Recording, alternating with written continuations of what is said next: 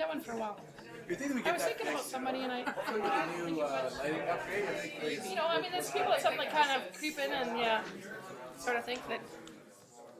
Because everybody looks at those styles and goes, no, I mean, like some of the controls are gonna have like. I wonder if we have a. You notice how light it is? I wonder if we have Yeah. an arts thing today. It doesn't look like it. Yeah, it's a lot brighter and the lights are more efficient. But I don't think anything was on the agenda. No, I didn't see anything either. Oh, I got 1 minute to finish my game. Look at stuff.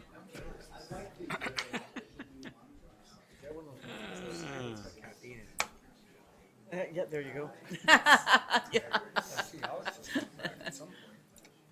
Is he? Yeah. Oh yeah, that's right. I'm sorry, I haven't typed yet. Cannabis, they got you in charge. Yeah, I know, it's like some kind of constant thing that happens that my favorite topic. Well, have a great trip. I won. Isn't accurate because people are arguing with the results. What is this one? You know, well, it is funny. I looked at ours over the weekend. I didn't even I don't see think that they have until today. lobsters in. And we went on and looked. But you have to make sure you go Right at the and airport. actually then Bottom click of on the airport your house frozen. on top of it. Yeah. And what's interesting is Tried there's that a once few places before and I that are ended up with missing. frozen oysters. I heard that. That's funny. I've heard that story. In a lobster box. I heard that story. Well, I was sort of thinking, I went to go and look at where Victor and Laura Lee Commander lived. I love Halifax. In those row houses. And row houses, when you just come kind of, if you're going to go straight to the golf course across from the church, like their row house is missing, and then every one of those row houses behind, and Nelson Jubilee Manor is missing. Because I was trying to find landmarks that I knew, and like there's just vacant. Yeah, I know Carmen's talking to him. Are we ready? That's some weird spots. Well, okay.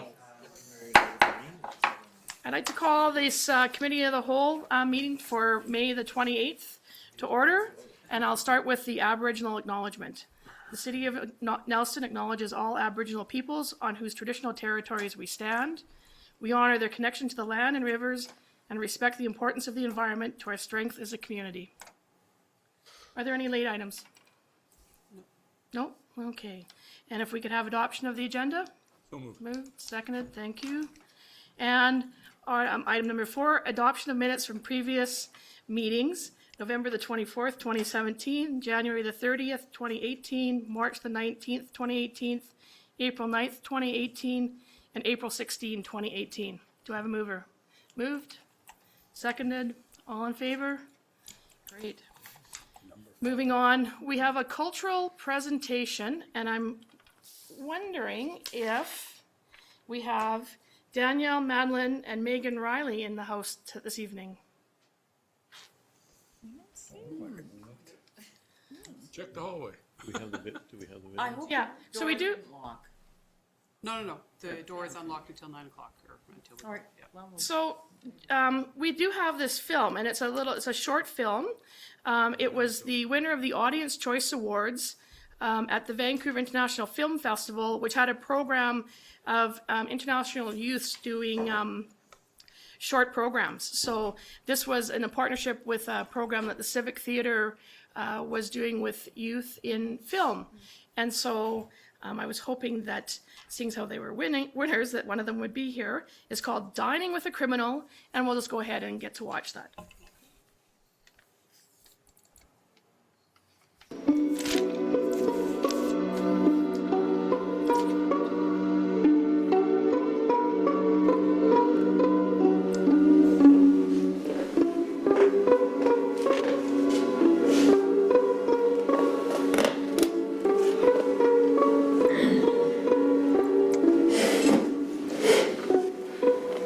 You're late once again.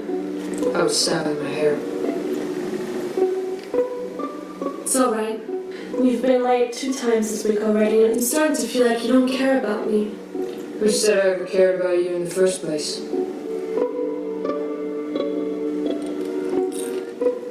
Champagne, darling?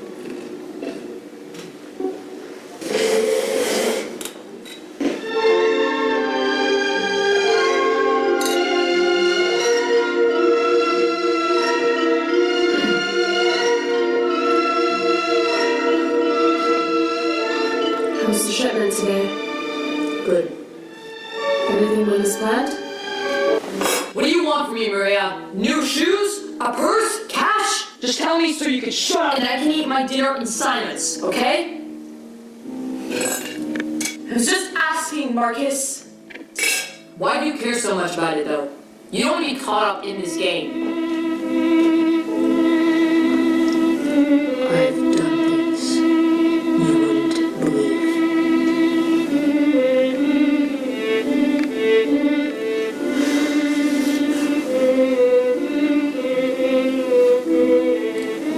Pass me a banana, please.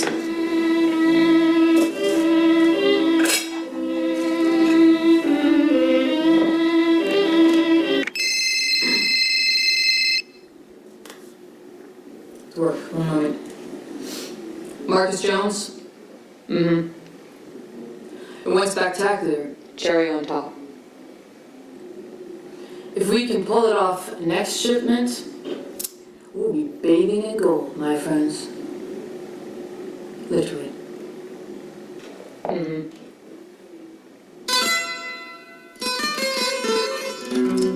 I need to take this call in private. Yeah.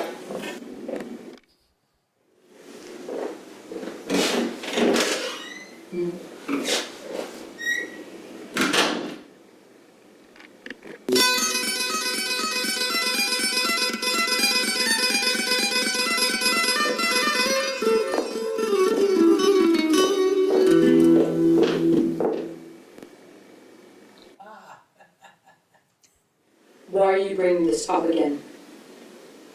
I know I killed Johnny.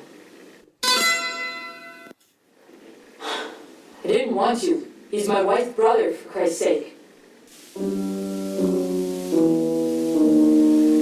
I need you to wipe this from my file. Maria can never find out about this. I can't afford to lose her right now. She knows too much.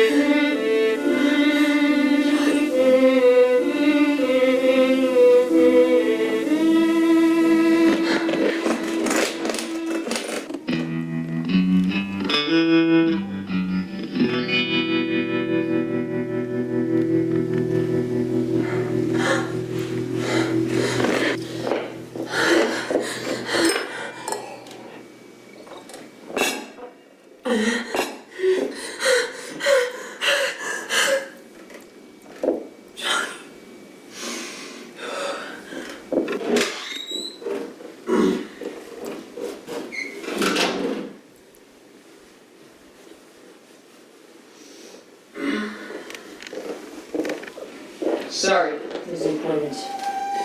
You killed Johnny! You're a monster, Marcus, you're a monster! Get yourself together, Maria! I had to do it, and you know it. You're a terrible man! You're a terrible man, I say! He was my little brother! He was 30 years old, Maria. He was a full-grown man. He should have known what was coming to him.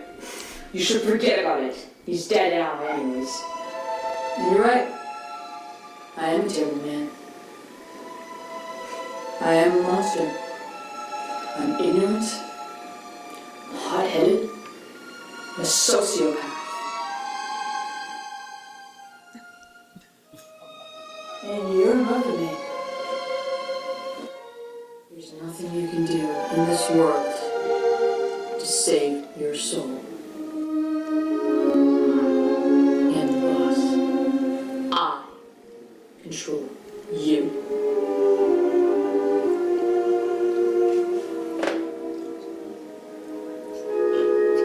Thanks for the lovely dinner. It was delicious.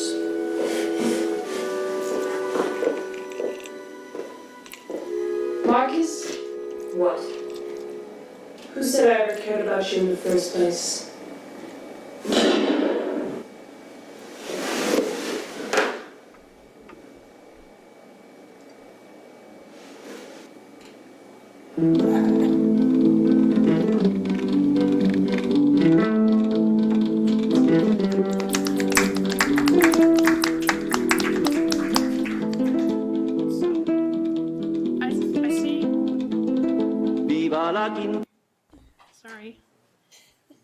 see two people coming in. You don't happen to be Madeline and Megan, are you?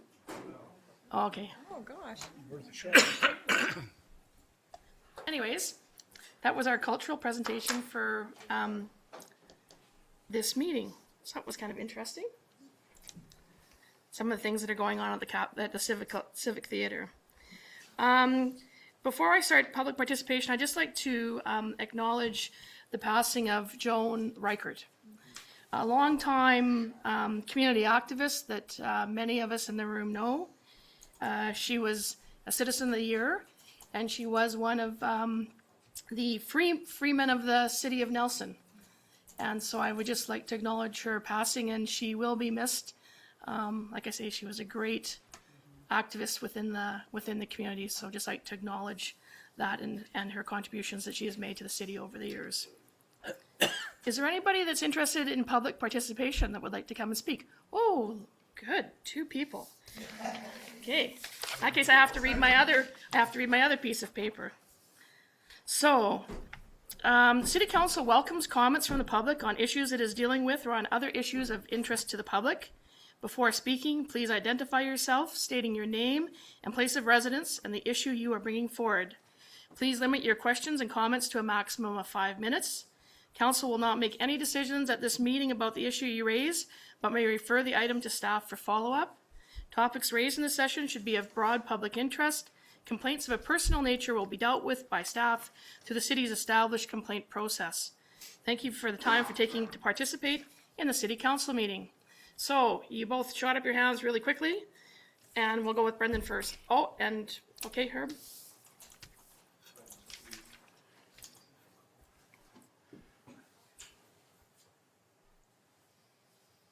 So my name is Brendan Raby. Some of you would be familiar with you as I've been engaged with council in the city on different topics.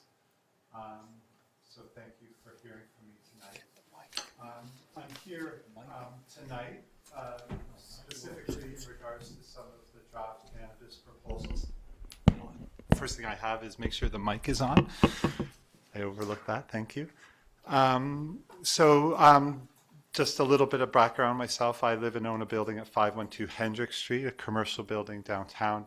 A 2-term member of the Advisory Planning Commission, 1-term member of the last Heritage Commission in Nelson, current member of the Board of Variance, although my understanding is it hasn't met since 2014. Ongoing willingness to contribute and volunteer with the city. I am going to be making an application through the province to the city for a cannabis-related business. I have been watching daily the Senate committees in Ottawa as they review Bill C-45. I have huge admiration after watching this for the presenters to these committees and for the senators as they consider Bill C-45, especially today's 7-hour clause-by-clause review, which is still going on as I left, and you councillors I'm sure can appreciate what a 7-hour meeting can do to some people. I have a special admiration for the work done over the last 35 years from the Ledane Commission through to the Nolan Report, which is the Senate report on legalization and regulation of cannabis. The goals of cannabis legalization are clear, and the rewards are wonderful for Canada. I want to reiterate that. There are concerns that are addressed regulatorily, but this has a chance to be good for Canada. Regarding the draft cannabis bylaws, it is my hope that Council appreciates that there is likely to be unintended outcomes from overly restrictive or too dynamic bylaws. I encourage Council to have public discussions and open discussions among themselves that are available for the public to review around these draft bylaws that are not necessarily aligned with some of its seemingly foregone conclusions. There is broad support in Nelson for a relaxed regulatory approach, one that retains its effectiveness for our shared concerns. My hope is that Council, in retaining its ability to approve or deny applications as it would see fit, can find room at the appropriate time for my proposal, despite its proximity to a community garden that I have volunteered in for the past 9 years and will continue to happily be part of. It is my hope that council will remain open to reviewing and amending the bylaws as the federal and provincial regulations evolve, and as we all learn about how this affects us here in Nelson. I feel awkward, to be easy termed awkward, with the idea of a competition for a scarce license. The lottery process is not desirable. I do not necessarily share some of the concerns around clustering or some of the other fears and concerns that council has expressed. I do, however, share concern for Nelson overall, and am willing to work towards making this a success for everyone. I encourage council to consider the full submissions from the stakeholder groups, especially that of Branch 51, the Seniors Citizens Association of BC, who say quite clearly that there's no real cause for overregulation, and in fact, a cap, as is proposed, might have the opposite of effect of emboldening and encouraging the illicit market to continue to thrive, running counter to something that is an express goal of C45. In conclusion, I would like to thank council for hearing me on this, but as I looked up at the wall, I see Prince Philip might have abdicated his position on that wall. And if so, if council would consider please mounting a framed copy of the Canadian Charter of Rights and Freedoms in chambers for people to generally be aware of. So thank you for your time, and as always, now or at any other point, either as a businessman, a landowner, or a member of the cannabis community, I am available to answer questions or have any discussions. So thank you very much again. Thank you, Brenton. Any questions, comments? Council? Seeing none? Mr. Becker, you're next. Hey, I'm just wondering, because I bet Herb is going to talk about cannabis as well, whether you want to. I'm not. We can have a nice segue. We can go back and forth. Okay, all right. Thank you very much. My name is Nelson Becker, and I live in Nelson on 311 Union Street. I see by the monitor I have to actually sit down. I wanted to stand because I felt I could be more dynamic that way. But okay, I want to let everybody know I am a member of the Advisory Planning Commission. What I'm about to talk about is not an APC issue at all. It's not been discussed, nor has it been on our agenda.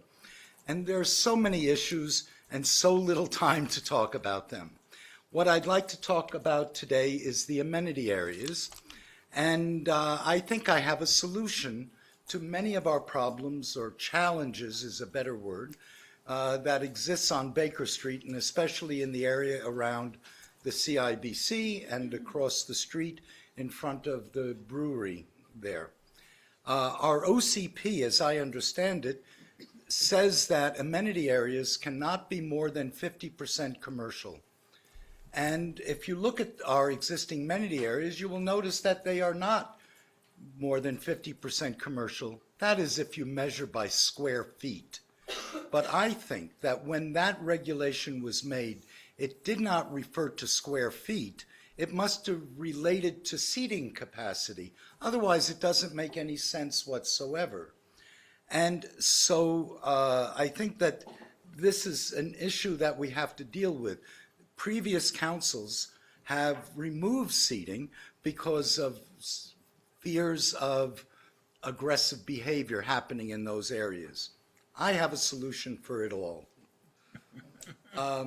We're about to get a summer influx of people, and CIBC has in the past 2 years had a guard, not to manage the amenity areas, but to make sure that their customers could approach the bank and could go into the bank without being harassed.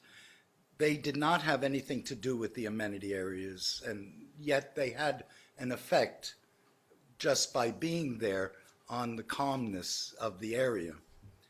I have a two-part solution. I would like to see in both areas there be, to accommodate people who want to sit down, who want to have their lunch, who want to go and buy food at a restaurant that does not have a takeout facility, such as the Japanese restaurant that's there, Karama Sushi, which has now, I think, been renamed. And so I would like to see picnic tables in the amenity areas, two tables on the side near the brewery, and one table near CIBC. And this would give enough chairs for people to, and a table where you could eat your food. And instead of having a guard there at CIBC, I think that since we're going to have all kinds of tourists come to our community, to have some kind of a tourist information center right there at the amenity area, who could serve several purposes. Number one, help tourists feel welcome and give them direction of where they might go for, hey, what's happening tonight? Or, what can I do for free? Or where can I, how far is Ainsworth or whatever. But they also, just their presence there will keep the area calm, I believe, in a very non-aggressive way. We won't, I think that these people should have a connection. They should have a direct connection with the police. They should have a direct connection with our Street Culture Collaborative. And I think that this should be done quickly. And let me just make sure.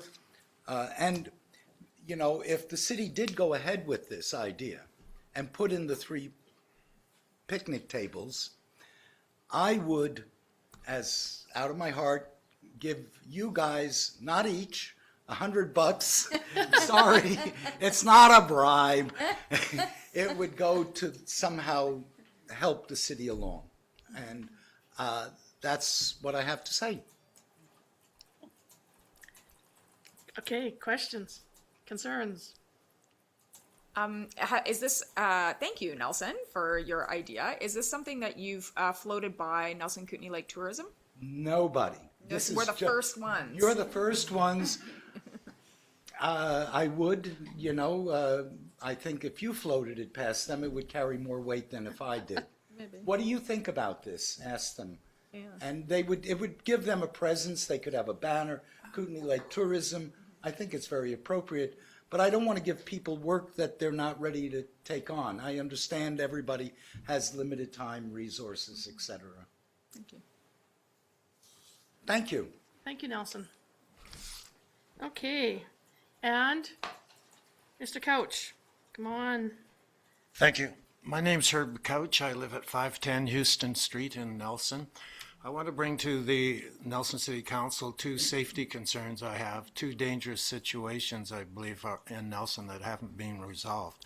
The first one is at our schools. The crosswalks need to be repainted. They can barely be seen. And I think that as an ex-teacher, it's important. I taught at Central School, one school for 11 years. That crosswalk's important. So my question for City Council is, how can I put this politely? Are you planning on repainting the crosswalks at our schools, and when will that happen? Of course they will. So yeah, every year they do get repainted, and we do have a contract for that. I'd have to check when that's scheduled. It's obviously every municipality and the highways all want those painted as soon as possible. I thought we had let kind of a 2-year contract, so we could hopefully get those folks in here earlier. I just see MOT's finally started their crosswalk and line painting, but we can check on it. It's definitely in the cards. It's definitely done every year, and certainly sometimes it's later than we would like. It's just really difficult to get those folks. Well, that's good you're looking into it, but It will be my done. concern is getting late. It's May 28th, and our children And need to have we a get safe that. situation. Like I said, it's really difficult because they're trying to do the whole province, Western Canada. Well, okay, sort of thing. get on it, that's good. My second concern is regards to stop signs and uphill that aren't visible because there's so much growth. On May 14th, I was driving home, and car on Gore Street, roared through, didn't see the stop sign, roared through at speeding. And fortunately, I was going the speed limit uphill, and I was able, I'm getting older, but I still have sports reflexes, so I managed to jam on the brakes, but it was really close between to having a serious accident. And I did phone Public Works about that the next day when I went down there, and I took a photo and sent it to them. You cannot see the stop sign. I know a citizen went and cut around that stop sign a bit so you can see it, but even today, a car, they're doing work there, so they weren't speeding, but a car went through today without stopping, and I had to slam on the brakes. And I don't think they saw the stop sign at all, because you can't see it until you get really close to it right now. And that's not the only stop sign in uphill that I consider dangerous, because you know, you can't see, there's about 3 of them I saw, you can't see them until you're a car length or 2 away from the stop sign. And I sent a message to Public Works last night about it as well, but I hope something can be done about that situation, because it's going to be a bad accident there on Gore and Ward Street soon unless someone does something. So those are my 2 concerns. Thanks for your attention. Comments, Council? Councilor Sherbo. I agree with Herb and the stop sign, and I brought this up before, that you come down on Houston Street, there's no stop signs all the way from Cedar to Stanley, and I've seen cars go through that stop sign too, and because, you know, they're not ready for it. And the school signs, a couple of them are covered by trees, so you can't see the school signs, the schools for the crosswalk zones. And so I would hope that we can get some of that stuff cleared up. I did suggest, and I got answered back, that they paint school on the road where the school zone starts to make it clear that that's a school zone. We are looking into that one. It's our contractor. Thank you. Yes. And was a, and just maybe to confirm with staff, what my understanding is that there's been a change in the paint that many municipalities use, that the older lead-based paint stayed on the road a lot longer, and that's why we're seeing so much fading, that many cities have moved to a more environmentally friendly paint, but it just doesn't have the longevity. Yeah. It's not a choice. Right, it's a requirement. Yeah. Well, as long as they're painted, I'm happy. Sure, of course. Yeah. Thank you. Thank you, Mr. Couch. And was there anybody that didn't stick their hand up right when I started that would like to speak?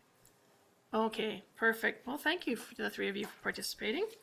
And tonight, moving on to item 7, we have a number of delegations. The first one I'd like to welcome from Interior Health, Cheryl Whittleton and Dr. Lee McKay, presenting on the Primary Care Network Servicing Plan. So please come forward and bring a second chair, because I only see one there.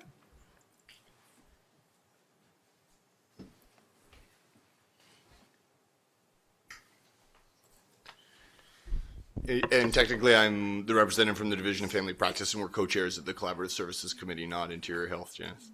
Oh, okay, well, I can only read what I've got on the docket, so. Sorry.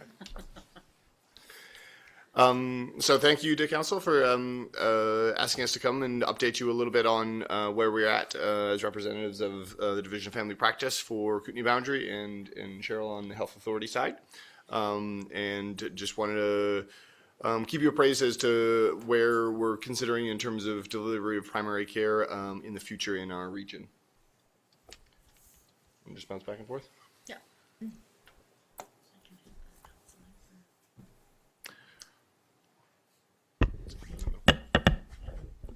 So this slide depicts the Kootenay boundary, and we use it to show the differences in the geography, the multitude of communities. We have 13 communities where we provide health services, and we are looking at how to work, you know, expanding our primary care networks and supporting the direction that government is going in.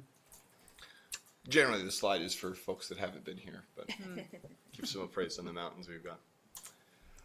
So we don't want to take too long today. We're just going to talk a little bit about why there is a bit of a need to change the healthcare system generally, and then go a little bit through what the patient medical home and primary care network refer to and what the general model is.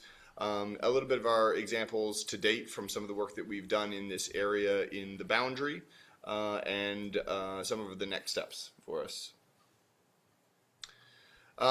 So this is one of my favorite slides, actually, because as you know from some of my other presentations on the social determinants of health, it's a nice reflection of what actually determines our health broadly. But today we are going to focus a little bit on the 25%, which is healthcare.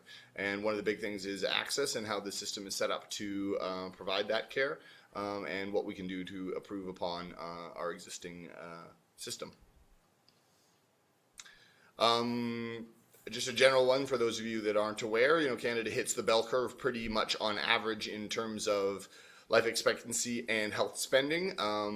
But as you can see, there are a few substantial outliers there, and those are places that are a little bit farther through the journey of a transformation from the healthcare system being largely hospital or tertiary based to primary care. And so I often, when we talk about this issue, say it's the billion-dollar puzzle, because most health service areas in the Western world have been looking at how to translate into better health outcomes with less health spending. Sure, I'll jump in. So this slide really depicts where the growth in healthcare costs is. And with our aging population, it's showing the growth over the next 10 years. And it's projected with our frail and care and residential. It's your top line up there, your high complex comorbid patients. So that's patients that have, say, diabetes and are elderly, blood pressure, they really are going to be starting to eat up more and more of the healthcare budget. Yeah, I'd like to reflect that, I think we actually, in many ways, are leading the province in the delivery of healthcare in rural areas, and it's been reflected in some of the policy papers from the Ministry of Health. But we do recognize, even if we continue doing what we are, which is delivering good primary care in rural areas here, we're going to be fairly significantly stressed when you look at the growth of those high needs patient demographics. And so there is a need to look at not only for cost mitigation, but also for continued ability to deliver good care to these patients, some changes that will be needed. As we talk about social determinants of health and some of the other aspects that contribute to health are really important, and that's where we look to our municipalities and nonprofit sectors and communities in general to help support a number of initiatives like healthy child development, basic income, and some of the other things that I know we've been working at as health services, really only the tip of the iceberg as to how we determine who stays well and who gets ill in our society. When we talk about our experience here, we've been sitting with about a 10% unattachment rate. That means about 8,000 of the residents of the Kootenay Boundary area, which is about 84,000, I think last we had the census on. There's been about 9 GP vacancies in KB. We've got a number of predicted retirements coming up in the next 2 to 3 years. As we showed that slide of our demographics, there are challenges in terms of seasons, distances, difficulty with part-time FTEs and retaining healthcare staff with that. And generally, as we've seen across BC, KB's no exception, we're seeing more ED visits. Our occupancy rates have been fairly significantly high, as well as a number of people waiting for residential care within our healthcare facilities. That's our alternate level of care patients. Are quite above the IH demographics, and our mental health and substance use patients are proportionally increasing, about 20% of our KB population at this time, and we've been struggling to provide optimal care for these patients, and I think that's been reflected in what you guys have heard from the police services and everything about the challenges that they're often interacting with these patients. So, the brilliant idea of our Assistant Deputy Minister of Health, Stephen Brown, as he was doing his PhD on complex system theory, was to empower the grassroots to look at changing that, and that hierarchical examples like what happened in the NHS in the UK and a few other places haven't been as successful as some would have hoped in this transformation. And so what was asked was that Division of Family Practice, representing physicians and nurse practitioners in our area, and Interior Health come together at the table that's called the Collaborative Services Committee, or CSC, which Cheryl and I co-chair together, with funding from the General Practice Services Committee, which is the Ministry of Health and Doctors of BC collaboration, to look at how we try to roll out new healthcare initiatives within our region. So in Kootenay Boundary, we have 5 primary care networks, and it's broken into the geography. So Castlegar, Lower Columbia, which is the trail and area, Nelson and Kootenay Lake, Grand Forks and the Kettle Valley, encompassing the communities of Rock Creek, Midway, Greenwood, Christina Lake, Grand Forks, and then Arrow Lakes, which is Nakusp, New Denver. One of the key ingredients for moving this system transformation is really to have the decisions made at the Collaborative Services Committee. We have integrated 2 patient voices at our committee, really bringing that perspective to the table. And also there is direction in the primary care and other ministry policy papers that we work with communities also to move this change forward. Yeah, I think technically we have 7 community health service delivery areas. Is that the? We do. It's an evolving language from the ministry, but they have envisioned that in rural areas, PCNs will probably involve about 10 to 15,000 patients, and so it makes more sense to have Kootenay Lake, which has historically been aligned with Nelson, and the Kettle Valley and Grand Forks areas be considered one. So we are ideally looking at the 5 there, and really do want to continue to engage, as we have done previously with community engagements in each of these major areas with our municipalities and the public generally about the transformations within the healthcare system. I will tell you, because I was on this journey when we went from patient medical home and primary care home, using the term home twice to refer to slightly different things. It did eventually get confusing enough that the Ministry of Health finally asked some patients, and they said that didn't make too much sense. Maybe go with patient medical home, which is a term that's been used for about 20 years by the College of Family Physicians of Canada to refer to the ideal functioning of physician's clinic or community health center. And primary care networks being the support of multiple patient medical homes together, as well as the health authority services and other nonprofit and community services around GP practices and clinics to support delivery of primary care. So that's the general definition, and we'll try to show you that schematically here a little bit. And so why we're considering this and why government is pushing this forward is in KB, our experience has been that patients wait anywhere from 1 to 6 weeks for an appointment, and hence why they are going to their emergency rooms to have their primary care needs met. The rate of general practitioner retirements in the province is going to be exceeding the new GPs entering the workforce. As already stated, our older adults, frail, elderly, or population is increasing and going to be demanding more and more of system needs. Mental health population is also increasing. And our hospital capacities, without additional new beds, which is not the direction the ministry is going in, our hospital capacity is exceeding 100%. I believe there's been an update even to this slide since we've put it into our slide deck, but when you look globally at the evidence of the patient medical home approach to delivery of healthcare, utilization has been favorably scored in about 38 out of 45 papers. Preventative care has been improved pretty significantly. Quality of care is viewed as universally beneficial, as is access. Cost savings have been pretty significant, and when you look at the triple aim of patient and provider satisfaction within the delivery of care, that's also been quite positive. So there is many places in the world that has already gone down this road of how to deliver care within a patient medical home, and universally the evidence is quite positive for this. You guys would probably be aware of some of the provinces that have done some of this work ahead of us. Alberta has been on a primary care network journey for almost a decade now. I had the pleasure of seeing some presentations from some of the leaders there.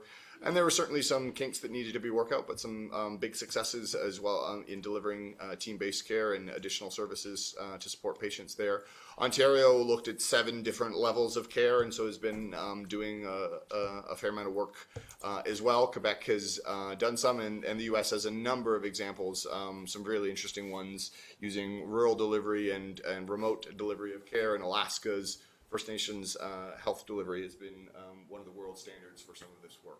So we're far from unique in starting it. But, you know, one of the things I like to point out is certainly when you looked at the numbers where they just existed as they are now, the first blue graph that we talked about when we looked at all those patient demographics, with just the changes over time to today, we've seen since I graduated from LV Rogers in 1999, and we were sitting at about 30% of our budget being spent on healthcare. Last record, we're sitting at about 42%. And if you look at those projected bars out to 10 and 20 years from there, you can see that the fear of not having anything for roads or schools or paint on roads for schools will quickly disappear in terms of spending on healthcare if we don't look at a more sustainable and effective model for delivering care. So this is a nice picture depicting what the patient medical home is in the primary care network. Traditionally, hospitals have been at the center of healthcare, and the future is that the physician clinics, nurse practitioner clinics are all going to be at the center with the patient. And then the primary care network is how do we link in the services around the patient? Because patients spend the majority of their time with their clinic and their primary care provider, not in the hospital, not in the specialized services. So it really is looking at painting this a different way and really supporting the general public to think of it in a different way also. And it's linking in then other clinics and network. This slide isn't saying that all the services are going to be in each particular patient medical home. It's ensuring that the linkages so that people have the right care by the right person at the right time is there. Certainly some of the strongest evidence is in co-location of care. If you look at some of the places that have done the best with it, that has been the goal. There is what we call the 50% rule. As soon as you make somebody cross the street, about 50% of people won't go to that. So, but that will, and one of the asks that we have for council to consider is some of the challenges in terms of space for the ideal provision of this kind of service, because existing GP clinics do not always have the room and space to add the kind of team members that are going to be necessary to best deliver care as we transition through this, and the health authority does not always have the capacity to hold the leases in space as well. And so that's where a third partnership with municipalities and nonprofits is something we really like to consider as we move forward with this work. A little bit of a didactic model coming from the Ministry of Health in terms of what we call the TOM, or the target operating model for this future system. You can see at the top patients in the population generally feeding into the primary care home, as they've labeled it there, which is a number of patient medical homes that share care. So when I don't currently do obstetrics, but I can easily refer to other clinics and other providers that do that care for me and link that way. Same thing for some chronic pain services and those kind of things. And people refer to me for diabetes specialty work, which is, I believe, at the bottom actually. But and then looking at how do we improve healthy populations and other preventative services on the side, and then how we integrate with what are called the specialty care service programs, be it cancer care, frail elderly care, mental health and substance use, and some surgical services, and along the bottom some of the other day programs from home health at this time, and then diagnostic and hospital services on the side there, along with other ministry funded services and community services. So through our CSC, we felt that we were doing some really good work already in the Kootenay boundary. So we approached the CEO of Interior Health with a proposal to show that we could make a difference with primary care. And in October of 2016, Chris Mazurkiewicz supported our proposal with $500,000 to move this forward. We met with all of the stakeholders in the Grand Forks and West Boundary area in December of 2016 and developed a plan. And the stakeholders included all of the general practitioners, interior health leadership, divisions of family practice, and we did have a patient voice at that table. We were successful in having this approved, and we moved forward July 1st of last year, hiring staff and moving forward. And we had certainly looked at whether or not we wanted to spend this money throughout the Kootenay Boundary region, but as we do know and anticipate that this is only the starting foray in a long journey of change, we wanted to be able to prove the hard outcomes in a number of the measurable areas that we had agreed upon with the stakeholders in the community, the physicians and the health authority. And because the Grand Forks Hospital is the one major throughput for that, we could quite easily see some of the impact on duration of stay, ED visits, and all these things from the work that we did. So we decided to first do the work in the PCN there, anticipating that over time we'd start looking at how we spread it throughout the rest of the Kootenay Boundary region. And we have recognized a few number of things where often we need generalists that will be able to do something. Sometimes we need to put different FTEs together to make it a living and viable retention strategy for people that are practicing with it. And there was some debate in terms of the staff that were coming into the GP clinics that were hired through this funding envelope. And so cooperative was formed in the Boundary to be the hiring agent with the $500,000 coming the Health Authority going to the cooperative, who then hired the staff that would go into the GP clinics. And that may be something that'll continue in future models or not. We're working in that community by community as we go. There are a number of other proof of concept models around Kamloops. And Kelowna were some of the other ones. Kelowna practicing with a nurse in practice, where a few GP clinics had some money coming in to hire an additional nurse. And Kamloops basically built a standalone clinic on the North Shore, largely NP run with one GP, I think, to support some of the care for their frail elderly in that area who were unattached. Really, how does that translate on the ground, or what might we see in the short term within Kootenay Boundary in this?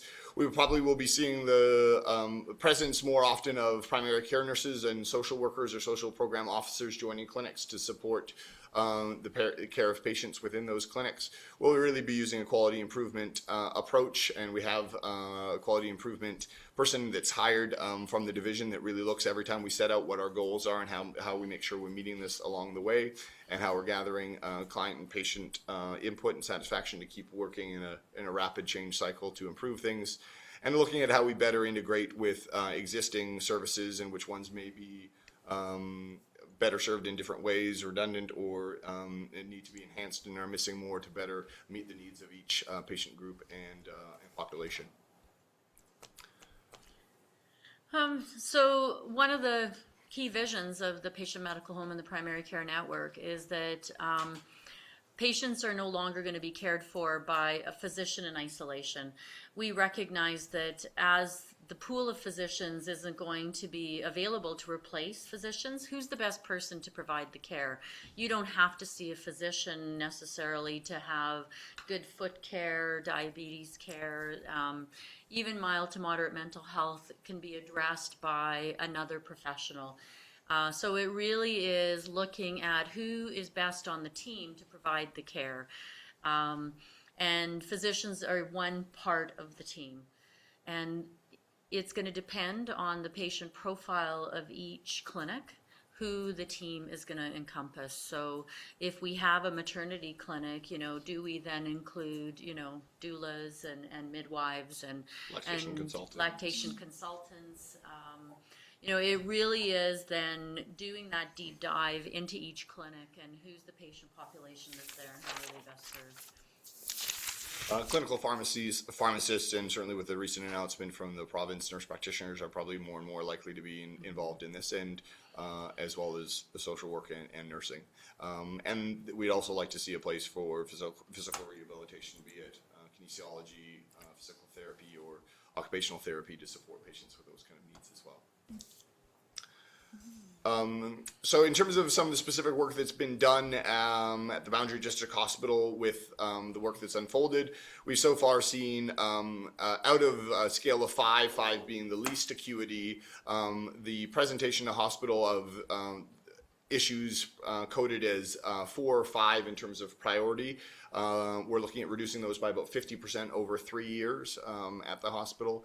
Trying to reduce 90% of scheduled visits from the emergency department to the community ambulatory treatment clinic, and trying to get that down by 50% in 3 years.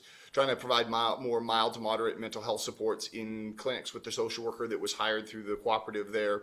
And trying to target about 160 patients for that. Reduce total hospital days and all-cause hospitalizations by 8% and age-specific total cost of care by 5% over 3 years have been some of the goals that we've been working towards. So far, we've been able to decrease the number of patients coming into Emerge. They're the CTAS 4s and 5s, which are the least acute patients. And to the end of period 11, which is, February, we've seen a 13% decline. Our total visits to the emergency department for scheduled visits are down 17%. We've already seen 148 patients in the patient medical home for mild to moderate clients. We know that traditionally mental health clients for mild to moderate conditions aren't seen soon. We have to triage and see the more acute patients. So these are folks that are getting care right away and not having to decline and then have a critical incident. And hospitalizations are down by 8%. So we really are making a difference. And one of the unique things in the Boundary region was that because the same physicians that work in primary care there are working in the emergency department as well, they've had a policy there of universal attachment, where if you don't have a doctor in the Boundary region, a doctor will take you on if they see you, because they'd way rather see you in clinic than see you in the emergency department in the middle of the night when maybe they could be at home sleeping or with their family. But the challenge with that is that universal attachment has led to significantly long wait times. And so, probably on average it was close to, 2.5 weeks, working weeks to see that. And we've seen a reduction from an average of 12.14 days to see it to 10 days. And the median has gone from 16 down to 7. So, and we are hearing some positive things from patients in regards to the quality of care and time being spent with them by some of these allied nurses and social workers at the clinic level. We also made some significant changes up at the hospital. We co-located all of the community services in one wing, and we actually added additional staff to be able to provide that service. We've expanded the scope of the clinical staff so that they could do more. And we've also provided more resources into the Midway Health Unit and the Greenwood Health Unit, so folks don't have to travel all the way into Grand Forks for some of the procedures that were done at the hospital but really can be done in a community setting. So again, some of our learning from past experiences we mentioned kind of as we went along is that it is really challenging with partial FTEs to keep good staff in these communities. So we really have been trying to focus on full FTEs. And we have been increasing a number of these primary care providers, both in mental health and home care, and some LPN clients as well. And so some of these staff are going throughout the West Boundary E-Region to support patients where they can. So the next step was the Ministry of Health recently, at the start of the year, was taking expressions of interest for getting some funding for the primary care network funding that they've announced, and we did apply with 11 communities in the first wave in February to be one of the regions to be considered, and we were accepted as one of the 1B communities. One was chosen per health authority with a focus on trying to get a mix of rural, urban, and semi-urban. And so we will be starting our 90-day service plan. It's gotten delayed a little bit, but I think we've already been at work with it, but it officially starts, I think, June 1st now or something. Well, and last week the government announced primary care networks. I believe it was Thursday night. and South Okanagan is round 1. So this is the work that we're going to be embarking on once the second announcement comes out. So we're certainly engaging the stakeholders. That's my membership, the physicians and nurse practitioners in our region. Cheryl's side with IHA, we have been looking at a number of different ways to engage with patients, and this is the start of some of our community engagement and looking at community services. And there is a big emphasis on Aboriginal partners, and we've decided to our region to be very specific to our populations here, to have a focus on the Duka War population as well, as they've often been somewhat alienated from traditional authority structures, including healthcare, and want to make sure that they feel comfortable accessing care in our communities. So that will be some of the service plan that we'll be undertaking, and continue to look out for opportunities to engage in those. When you look certainly at the significant variables that are where we will be focusing early attention, later attention in the 3 years that come out in that service plan, it is going to be where ED utilization is high, where we have a lot of patients waiting for placement, and those that are significantly unattached. That has been a major ministry priority, is the people that do not have access to any primary care provider at all, and trying to make sure that we are meeting those needs. There is the questions in terms of ongoing Ministry of Health and GPSC financial commitments, because the Physician Master Agreement is up for negotiation right now and should hopefully be ratified in 2019. Otherwise, it will just carry through as it is right now.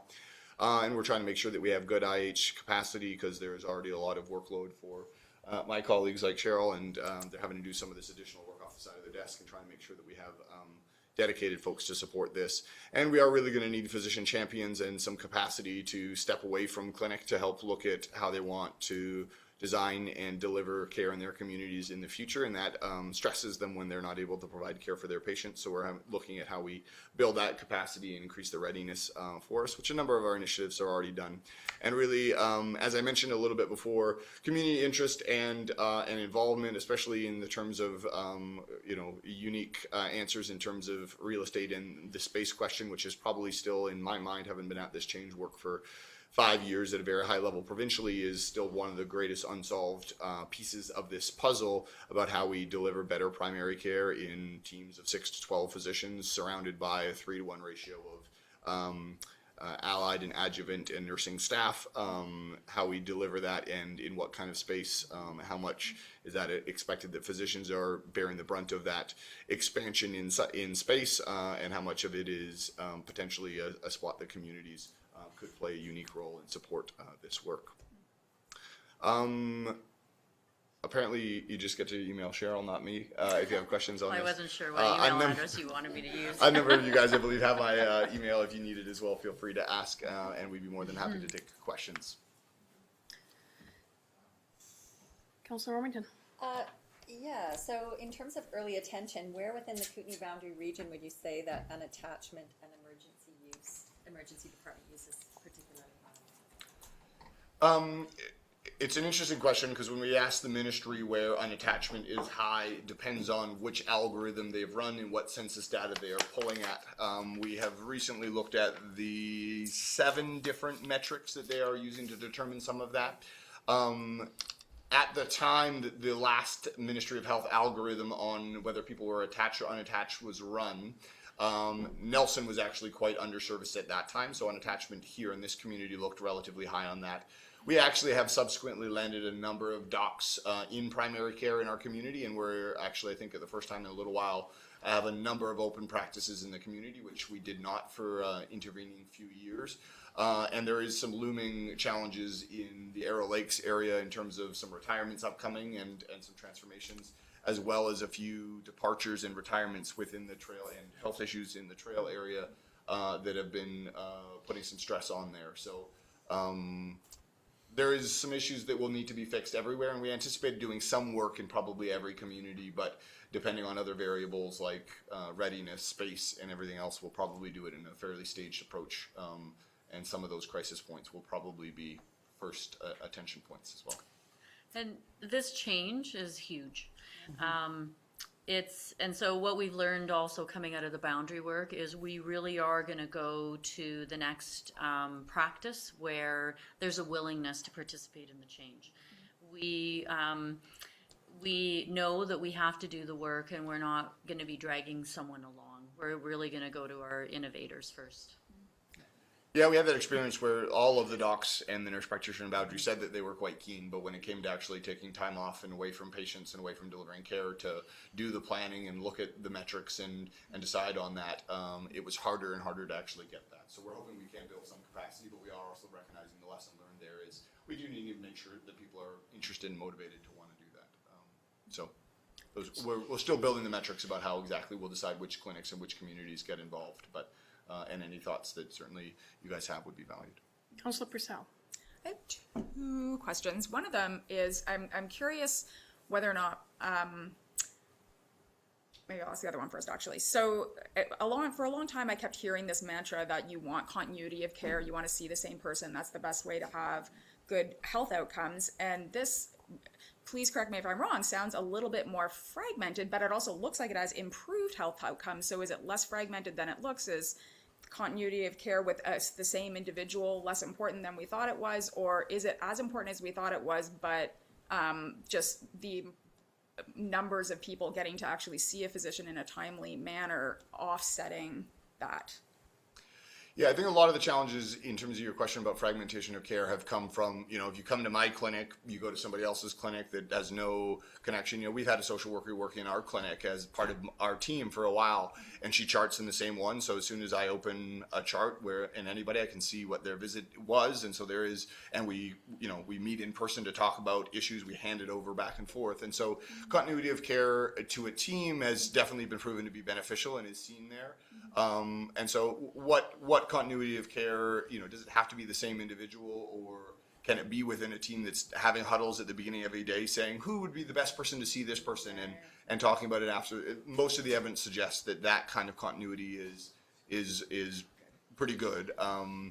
We don't want to just see better communication. That is not the only answer. There are a few other things that are necessary to deliver good team-based care, but that is one of the essential things. And co-location, same chart, and huddles and communication between providers providing care. I can often, in about 90 seconds, hand over to my social worker a really important story about a patient that they feel like they're not having to repeat themselves, and it's not wasted duplication of services. Right, and that leads into my second question, I guess, which is in the middle of this integration, are there conversations about computer files, like information sharing integration? Like I've heard in Northern Health that there's a doctor, I think, who has pioneered a computer system that everybody is, beginning to use, just so that people don't have to tell their stories over and over again. And, I can get into an accident somewhere else in the province and they can find out immediately that I'm diabetic and depressed or whatever without me having to tell them about it. Yeah, it's a bit of a challenge, like when you add that last comment, Anna, because that gets to talk about privacy. Right. Is it actually true just because you're in an accident that anybody deserves to know that you've got anxiety or diabetes? Maybe not. If they're looking after me, and shouldn't there just be legislation that protects who sees that? It's a complicated issue, and I'm glad that you have heard of my good friend Bill Clifford, and maybe it takes an order of BC to get heard. So definitely one of the projects that we started in the Boundary region, which we started for the entire province, was looking at how to build some bridges between the healthcare system. We've been lucky enough to get Dr. Douglas Kingsford, who's the head of IMIT for Interior Health and family physician from New Zealand, and PhD in electrical engineering and naval officer, who's been doing a lot of great work to try to facilitate interconnections between different healthcare systems, because often the specialists have a different healthcare or electronic medical record than the health authority does, than the GP does. And so there is the idea, and we tried at one point, of a community of practice where we only had one, but everybody likes to drive a different car and everybody wants a different EMR. And so more and more we're looking at using the clinical exchange part of the CDX, which sends the labs. If you have a blood test done and you're a patient of mine, I probably know within a half an hour that you've been in the emergency department, you've had a blood result drawn. So we're using that portal to try to share more information from mental health and from public health and specialists in that way. So we are definitely working in concert with these, but there is a lot of major privacy issues in terms of what the health authority is required to do privacy versus what I'm required to do as an independent GP in terms of privacy. And so we're working at a provincial scope and with a reach at that level to try to overcome some of these hurdles. But it's a long process, and will be step by step, I imagine. Yeah, and legislation currently does not exist to share between the health authority and private physicians. we've kind of been moving forward and asking for forgiveness as the privacy commissioner is digging into what we're doing. So new legislation is being written right now to move this forward, because it is recognized that we need to have a common platform, and then determining who needs to see what. Yeah. Let us know if we can advocate for you at UBCM. Yeah. But that was one of the things that came out of the boundary work, is that they decided there that they wanted universal access in there, so that they were working in the emergency room. They could see if they saw a different doctor in the office earlier that day, what had happened in that encounter. And so they actually, there was a few doctors that were on a different system. They had to switch over. There was an interior health version of one EMR versus the private physicians one, and those have been merged now. And we'd love to see solutions like that, but that will depend on clinics and how much data and privacy issues they want to share between each other. Here goes Zach. Thank you. I'd like to thank both of you for coming tonight, because I first heard this presentation at the hospital board meeting, and I thought it was really important for council and the community to hear what you had to say. Just to give council, just to jog your memories, about in 2014, the CEO of Interior Health, Chris Mazurkiewicz, came and toured the province, or toured his interior health region. And at that time, he said to us that there was going to be a move away from acute care, like the bulk of care happening in acute care system, and a move towards primary care. But it was a bit of a fuzzy concept for many of us at that time. There was a bit of fear attached to that. So what does that really mean? Will people be cared for in a very holistic way, or will they have the same level of care that we've come to expect? And so as you've embarked on this, and as you have looked at what's going on, when you've spoke about what happened in the Boundary region in Grand Forks Hospital, it's very positive. And so I think for us to be better informed, to know what primary care actually means, and in terms of what health teams mean, and your comment about needing real estate where that can actually happen is a very important one.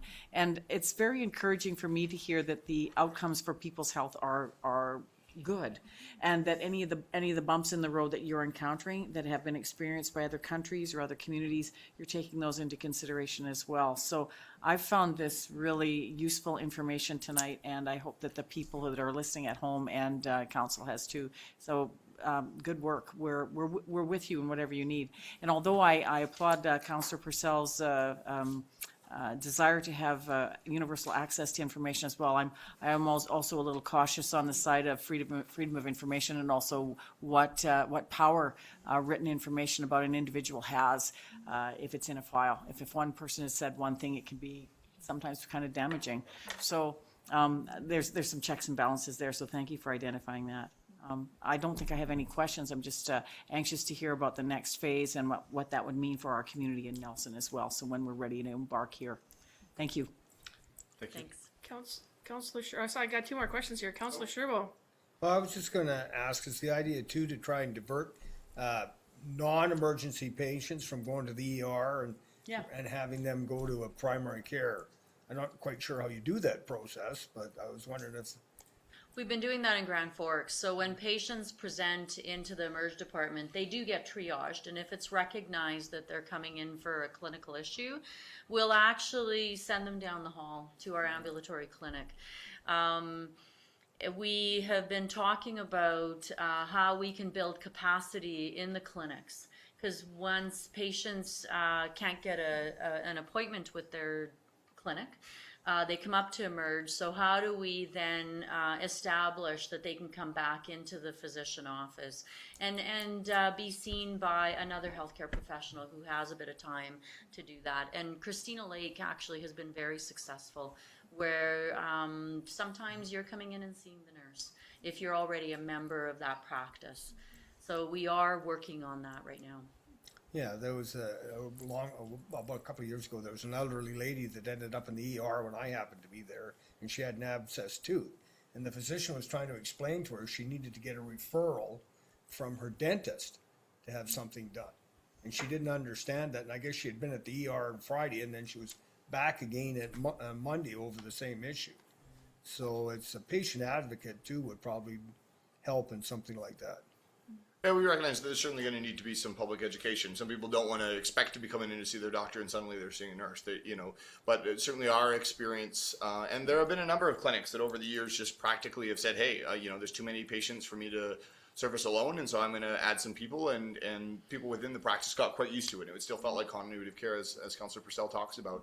But a lot of people say, especially mild to mental health, it's, my colleagues say it's way better to have their patients seeing the social worker. They're better trained and better able to deal with some of these issues than we are as physicians. And so it's really about top of scope provision of care, with relationship between the providers and the patients that's maintained throughout there. So it's not duplicated. And certainly, we've seen COPD, chronic obstructive pulmonary disease, emphysema became the #1 reason to land in hospital in Canada a good number of years ago. And the challenge is if you come in sick and you get the right antibiotics and prednisone at the right time in that, you can do well. But if you wait too long until it's well established in your chest, you're going to be so short of breath and struggling so much that you're going to need to be admitted. And so this is where wait time and attachment are both important, because even if you have a doc but you can't see him for 6 weeks, you're going to miss a bunch of those things, and they need to go to the emerge because by that time they're emergencies. But if we caught them early enough, we can sometimes treat them quite easily in the office.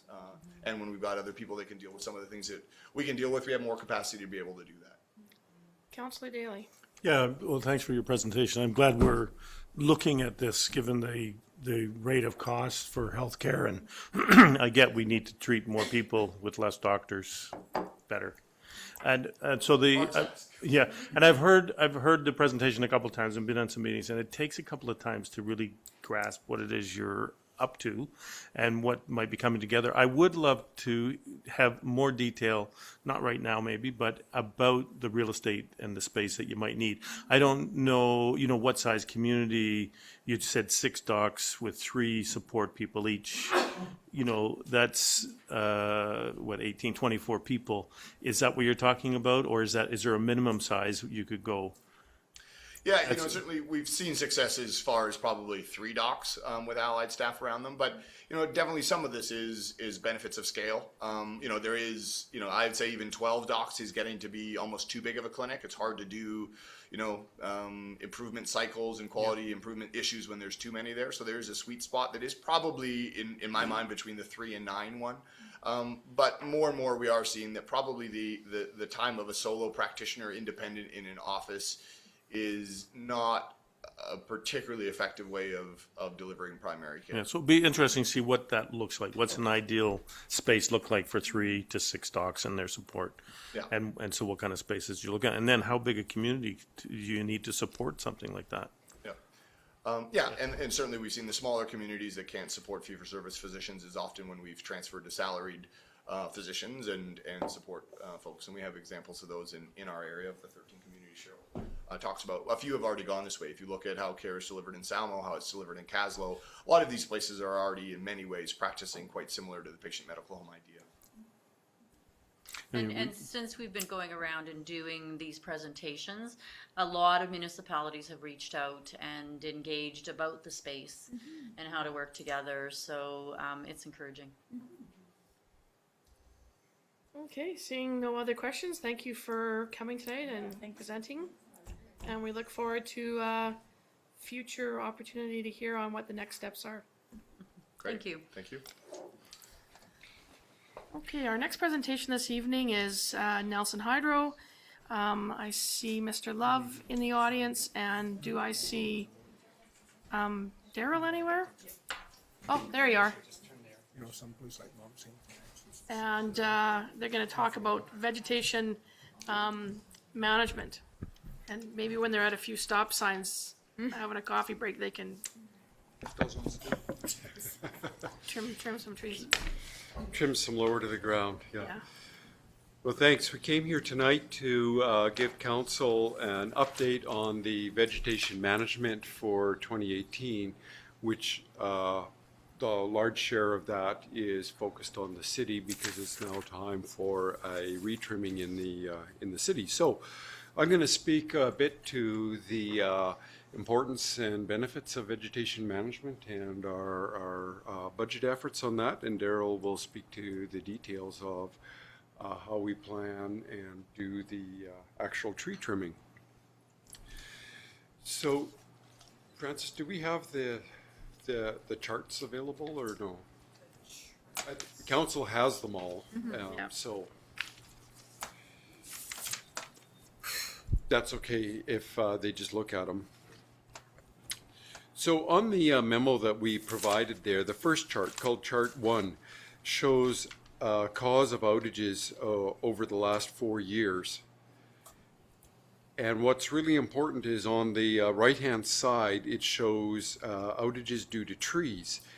And you'll note that in 2017, we had a large increase in tree-related outages. The majority of these were actually on the North Shore, not so much in the city. And I think there's a couple of reasons why it jumped up so much. And one is last year we had a wet spring and a hot summer, and there was a lot of vegetation growth going on. So the trees are, in a sense, catching up to us. That's not different than was experienced by other utilities. They were experiencing their share of tree problems last year as well. But also there in the North Shore area, there's a lot of what we call danger trees. They're outside of the right-of-way, but very large trees that die or get toppled by wind or snow and come over on the power lines and basically turn themselves into a power outage. On the second chart, which is called Chart 2, shows that breakdown of just the tree issues in 2017 and shows how they're distributed across our 3 service areas, being the city, the North Shore, and the South Shore. Now, the South Shore is a very small number, but the South Shore is also a small service area, so it's sort of not fairly weighted.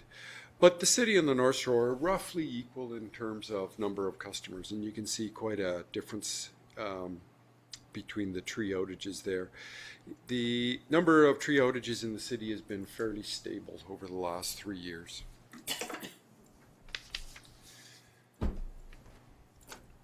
And the third chart, which is a series of columns, shows our tree trimming budget. This is for all of our service areas combined, and the actual expenditures and the planned expenditures going forward to 2023.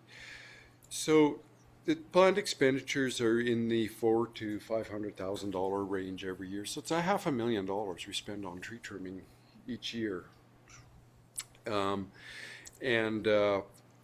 Unfortunately, of course, the trees grow back. So in 3 to 4 years' time, you're back trimming the same tree again. The last few years, we really stepped up our efforts on vegetation management, and we've really seen that in a reduction in outages, excepting for 2017, and certain major events. Like in our outage statistics, we remove major events like the 2015 windstorm, because events like that would just totally swamp the statistics for the year. But we've been seeing also our outage response time, hours spent, and money spent on outage response has been going down because there have been less outages to respond to. So to me, that indicates that the vegetation management is an effective spend. It makes a difference. But one of the things we think is going to help reduce the effort required is, as these trims have been done and we're going back subsequent times, there's less trimming to be done each time because the trees start to adapt and grow other ways, directional pruning, and so there's less effort required each time we go through. And so as we come to the city this year, we expect that it will be less effort than it was when we were here 3 years ago. So I'm going to turn it over to Daryl, who will talk about the actual vegetation management, and then if we've got any questions at the end, we'd be happy to field them. I brought some maps. I think you've all got copies. I was just going to read a copy if I could. I can try to read Savannah. All right. And the maps. Sorry.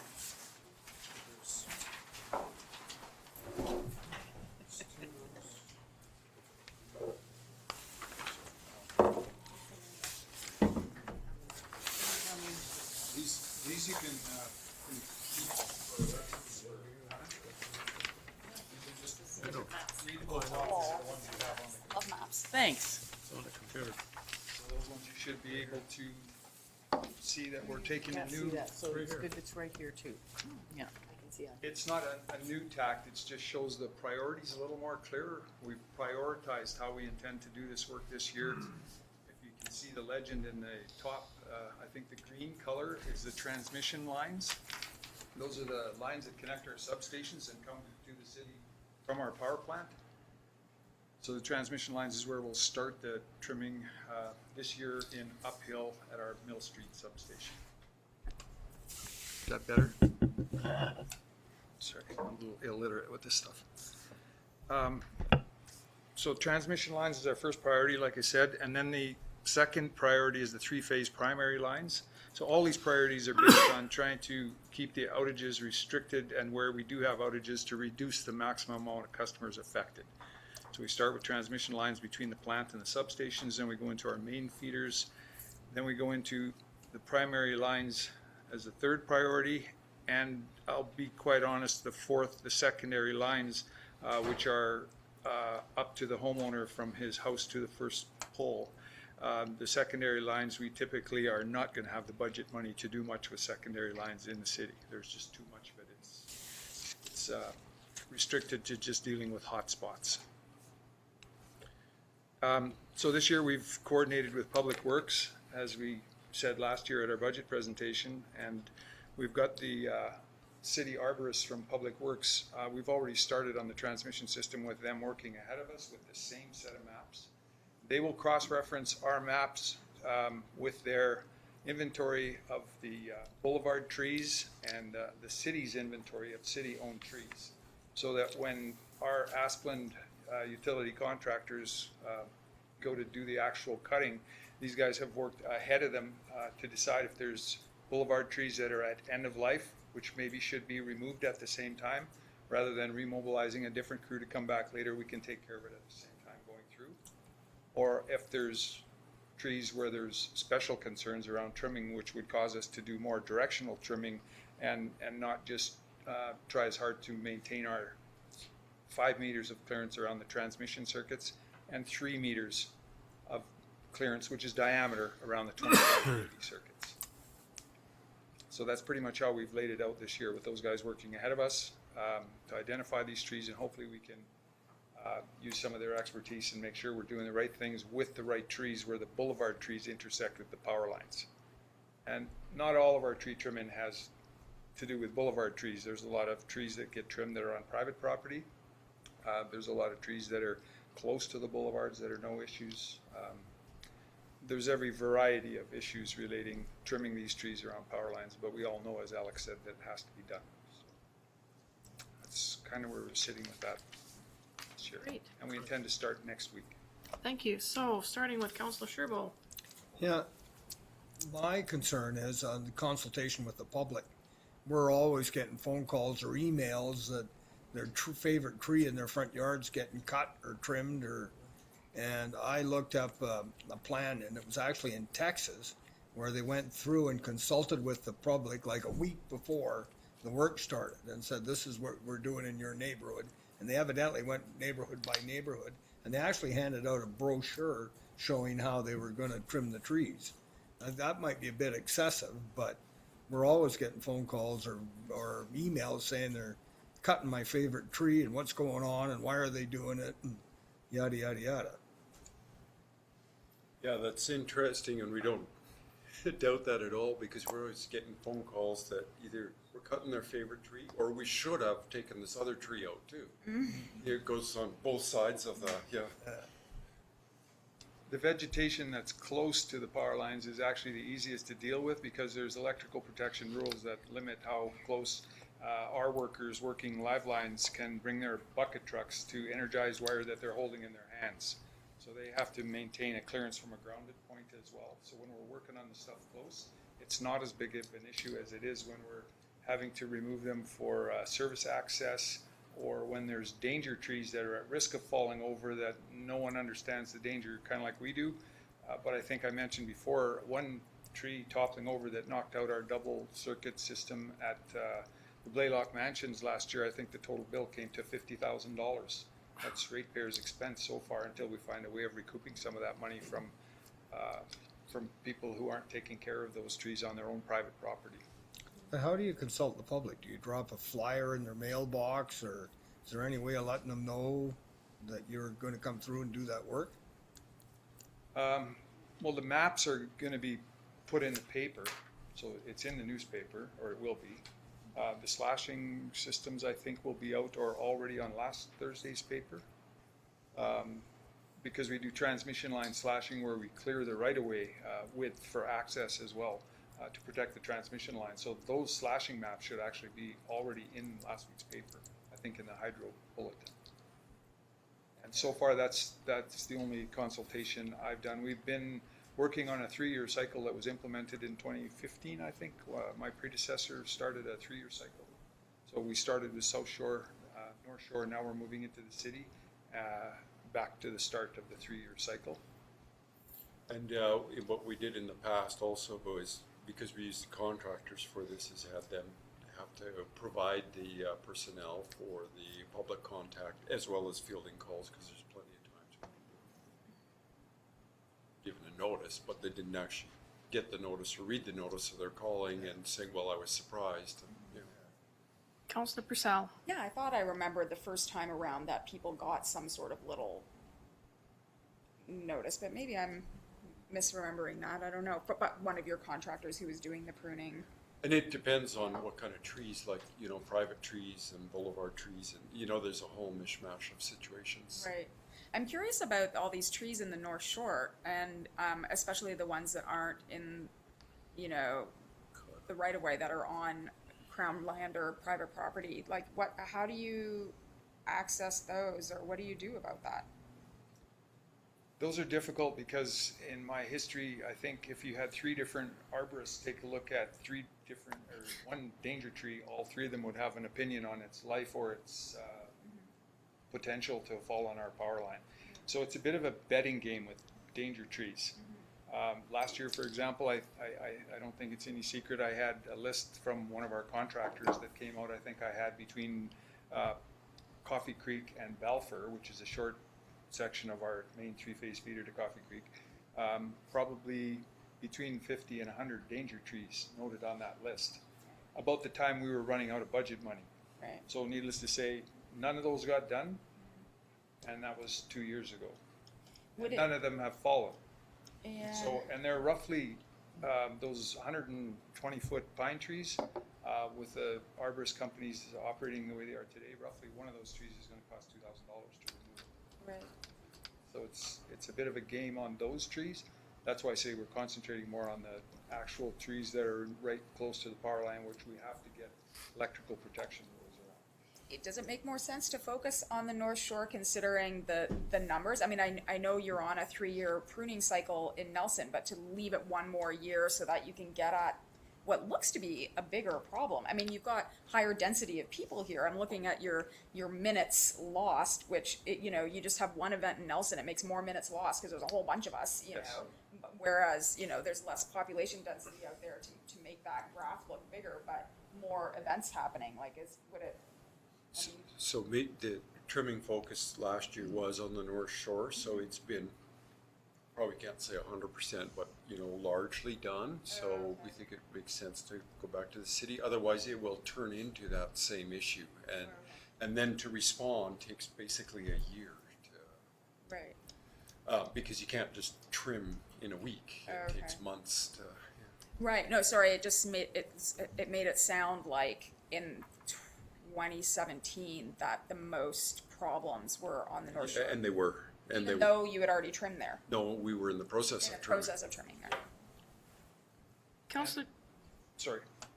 finish off, please. I was just going to say, we could do the same thing. There was a little bit of discussion around that about maybe concentrating on the North Shore for a 2nd year in a row. But then we missed the cycle completely of the city. And if we have another growing season like before, now we put the city 2 years behind before we can get back to it. So it's probably just best to stay on course and keep with the cycles and do the trimming that we need through those cycles and adjust to hotspots in the other areas we can. It seems to be the most economical way of spending money. Councillor Daly. Was it 3 years the last time? Because it seemed like an extreme trim. Was it longer than 3 years that made it look like there was a lot taken? Yeah, that's right, because before that, the trimming was very, very, very minimal, and was basically having to go back each year and just snip a little bit. It wasn't really full utility standards. So coming back in 3 years, this time, it's not going to be as extreme a cutback? No, I Or think it's obvious? Daryl has a photo to, Yeah, I've got a photo of Carbonate Street. that you have as well. Yeah, I've had a look at that. You folks have seen the one with the circle around Yeah. for the diameter. That's a tree that was, I guess, V-trimmed on Carbonate Street. And we've since done the uphill conversion where we, to the new standards, raised the pole heights to 45 feet. So in these situations, there'll be a lot less trimming to do there. We're going to allow it to grow up to encroach on the circle that we need for minimum clearances. But because of the trimming before and the work that we've done on the power line, those lines won't need as much trimming. So the main reason you're here is to let us know that you're going to start this program now? That's right. And are we putting that on the website and getting it out as best we can? Because I think the more people know beforehand, and are prepared, the less likely we're going to have. Yeah, I think we can certainly work with Daryl and get information, and I think some graphical information would be good to, such as these pictures, so people know what to expect. So I'm hoping the smaller maps that you have that are printable 11 by 17, those are pretty much the only ones that we have that are available that are easily to put in the paper. Well, and this map's a little tough to know what street's what. I was trying to figure out where my house is, and I can't see, where's what street, because there's no names on them. But I think one thing too to note about the maps is, like, you could probably find a street that isn't going to have some trimming, but pretty much the whole city will be trimmed sooner or later in these priority sequences. Just what Daryl's trying to point out, and we didn't say, well, we'll do Fairview first and Rosemont second. It's going to be the transmission line, which zigzags through town, Right. and then the primary, which zigzags through town. But at the end of it all, will have been everywhere in town. Any further questions? Seeing none, thank you for coming and giving us the update and another opportunity with our live streaming for those that are listening in to realize that this project is going to be starting soon. Thank you very much. thank you. Next up, we have from the Nelson Fire Department, Chief McCharles is going to give an update on high water and potential flooding. Oh, thank you. I looked before I came, it went up. Thank you. I'll move quickly. I know you have a full agenda still ahead of you. I've just passed out a little document. If you just pass it around and take a quick look at it to see sort of the titles of the documents we've been working on in the Emergency Operations Center. I guess to start with, we all know very well that we had a very high snowpack this year, 140 to 180% of normal snowpack, and we're still there in late April, early May, followed by the second warmest May in BC's history, or at least recorded history, which has equaled high creek flows and a significant rise in rivers and creeks, and certainly Kootenay Lake. A couple of weeks ago, we were starting getting information suggesting that we might see Kootenay Lake levels meet or exceed that of 2012. So with the concept of it exceeding it, certainly under the direction of the city manager and myself, we pulled together the department heads and a number of managers to get together and talk about the potential impacts and the overall circumstance. So following that, we actually opened up the Nelson Backup EOC. And the front page that I handed out there was our structure that we had set up. The purpose of that was first to stay informed. The second was to understand the impacts or the potential impacts if we were to see those high levels that at that time were being predicted. To develop action plans and to coordinate city efforts and to ensure timely and accurate messaging to the public. So when we opened up the EOC, one of the first things we did was establish a structure. Then we gathered information from various sources, participated in daily provincial conference calls. We work closely with our partners at Fortis BC, the Regional District of Central Kootenay Emergency Management Program, Emergency Management BC, all to stay informed about what's going on out there. And then we took that information and landed on our what are the potential impacts to the City of Nelson, in particular the properties and the city infrastructure. We identified a number of trigger points based on different elevation levels that we might see. And in the end, we were able to share a bunch of that information with Fortis BC and BC Hydro, and ultimately the U.S. Army Corps of Engineers who control the Libby Dam, and were ultimately able to assess what they could do to manage to help our situation. So what I can tell you at this time is that right now, Fortis BC is predicting the lake to peak at just over 1,753 feet at Queens Bay. That means around 1,750 feet in Nelson. So this is just, at this time, just under what we saw in 2012. So that's the good news. And we're very excited about that. If you've seen where the lake levels are right now visually, I can tell you we're probably expecting another 8 or 10 inches from where it currently is at. And we should expect that around May 30th to June 1st, June 2nd. So, but overall, given that where we were 10, 14 days ago, the lake is looking like it's going to be 2 to 3 feet lower than possibly. The snow melt has just happened at a certain rate that things were able to manage. So that's the good news. Although we do understand that the access to these sports fields is starting to become a little more troublesome to get around. There's a good chance that that will continue to be a challenge.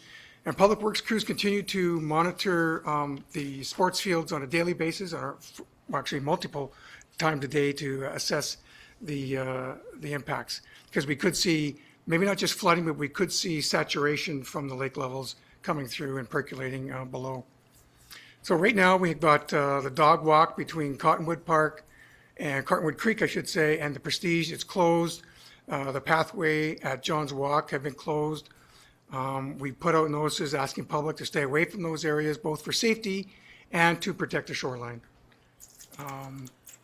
Number of sandbags been distributed throughout the city. Sand and bags are available. There's been a lot of work done to prepare the storm system to handle the systems that we might see come through. Anyway, going forward, the weather at this point is going to be the big factor. Right now, things are looking good on one sense, and that is we're expecting the next week to be much cooler than the previous couple of weeks. Highs of 20, maybe less, and there's not a lot of precipitation in the current forecast, which is very good from a flooding perspective, not so good for the wildland firefighting perspective. As we're seeing right now, I think in British Columbia, there's 73 active fires, and it's like a month early everywhere. So a little rain would be welcome, just not those heavy torrential downpours that, again, we saw in 2012. So I guess what I'll say at this point is we have a good sense of what to expect at this point. We have a good sense of what those impacts are, and I set out in the plans that you had passed around a number of the actions we will take at different levels that we would see. So I think the EOC is well structured, working well. We got some really good people in there, and we're prepared to act on things as they develop. And I guess if I were to say one final thing, Public Works typically handles the freshet every year, and they do a good job. But I have to say, under the leadership and the crews that they have working right now, they've gone above and beyond to help prepare us for this situation right now. So my hat goes off to them. So. Any questions for the Chief, Council? Councillor Purcell. Well, we're topographically fortunate in Nelson. We are surrounded by communities who are flooding terribly and tragically, and I just was wondering if you could mention some of the ways that Nelson's maybe been helping their neighbors. Nelson's helping in a couple of concrete ways. We're certainly have been there on some phone calls and helping with some suggestions. One way we helped was in Salmo. They were exposed to the Salmo River reaching 50 to 70-year peaks. Turned out not to be quite as bad in the end, but Public Works provided their sandbagging truck that they actually constructed here in Nelson. I was asked to go to Grand Forks. I spent a day out there with the EOC, talking with them around what recovery plans would look like, and I was well received. And I can tell you they've had their hands full out there, and again, a lot of great people in a community that's worked hard, and they've been hit hard, and they've got a ways to go, but they're on the right path. Councilor Sherbo. Yeah, I appreciate all the work you've done, on the flood control and that, but living on the top of Ward Street, I'm a little more concerned about fire. What is the rating now of the fire hazard, approximately? I'm sorry, I don't know. I think the rating is changing almost daily now. I know there's certainly many parts of BC it's high, and maybe a couple of places it's extreme, but I do not know exactly for here. I think if we see another week or two of hot, dry weather, we will probably be in extreme. Yeah. Yeah, I just Councilor wanted Warmington. to say thank you, and that it's really great to see this level of detailed planning that we have in front of us right now. When these things come along, we haven't really had as much of this, and I really appreciate the work that you've done.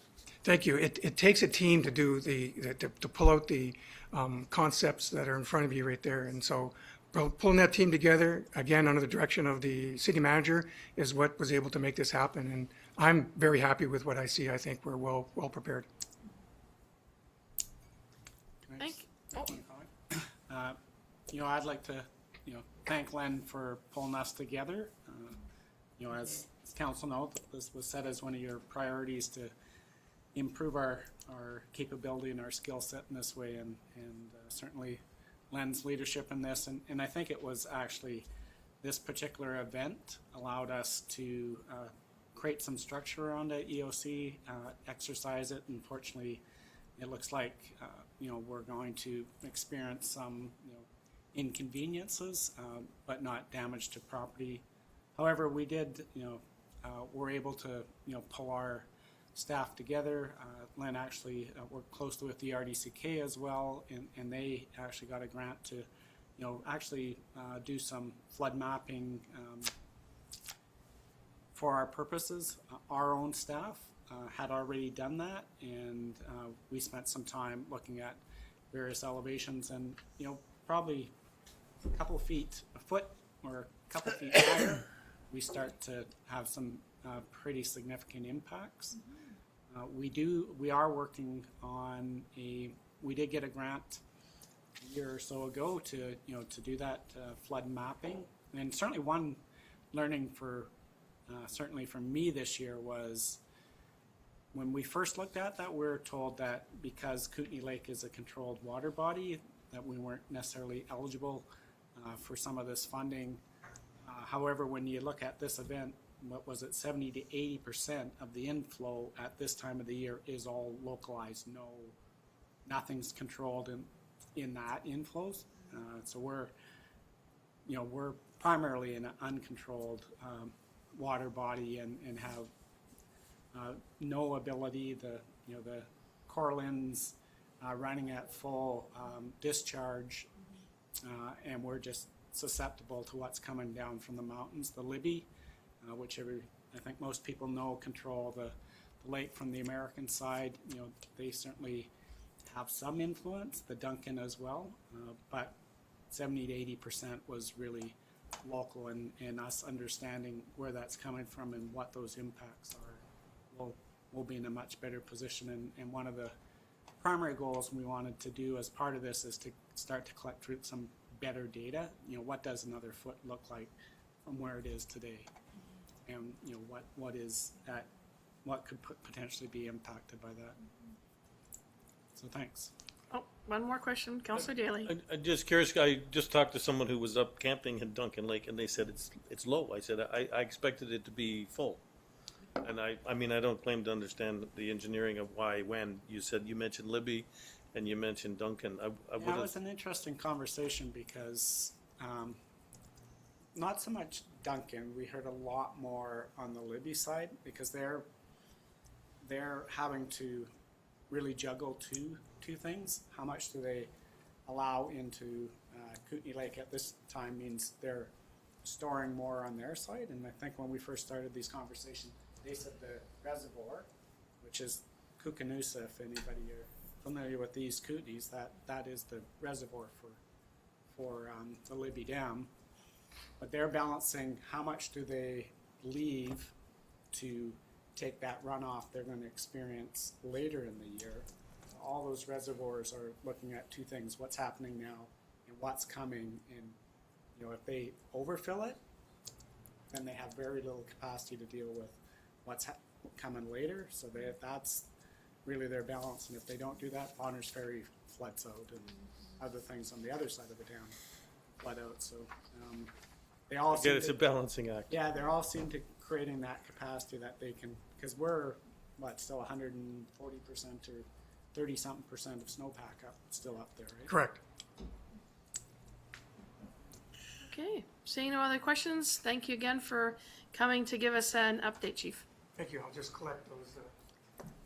Can't keep them? Can't keep them. I wanted a copy. Okay, next up, from Development Services, we have Pam Moreau, and she's going to do a report on the Affordable Housing Report from 2018. Keep these? Thank you. That's the stack down, not just one. Thank you. Okay, so I'm just handing out the final two slides in the presentation because it's the next steps part, and so it's just there for you to think about a bit more. So I'm going to do a quick overview of the Affordable Housing Report, and the work in this report was undertaken by Dave Wan, and I'm happy but also sad to say that Dave has decided to finally fully retire.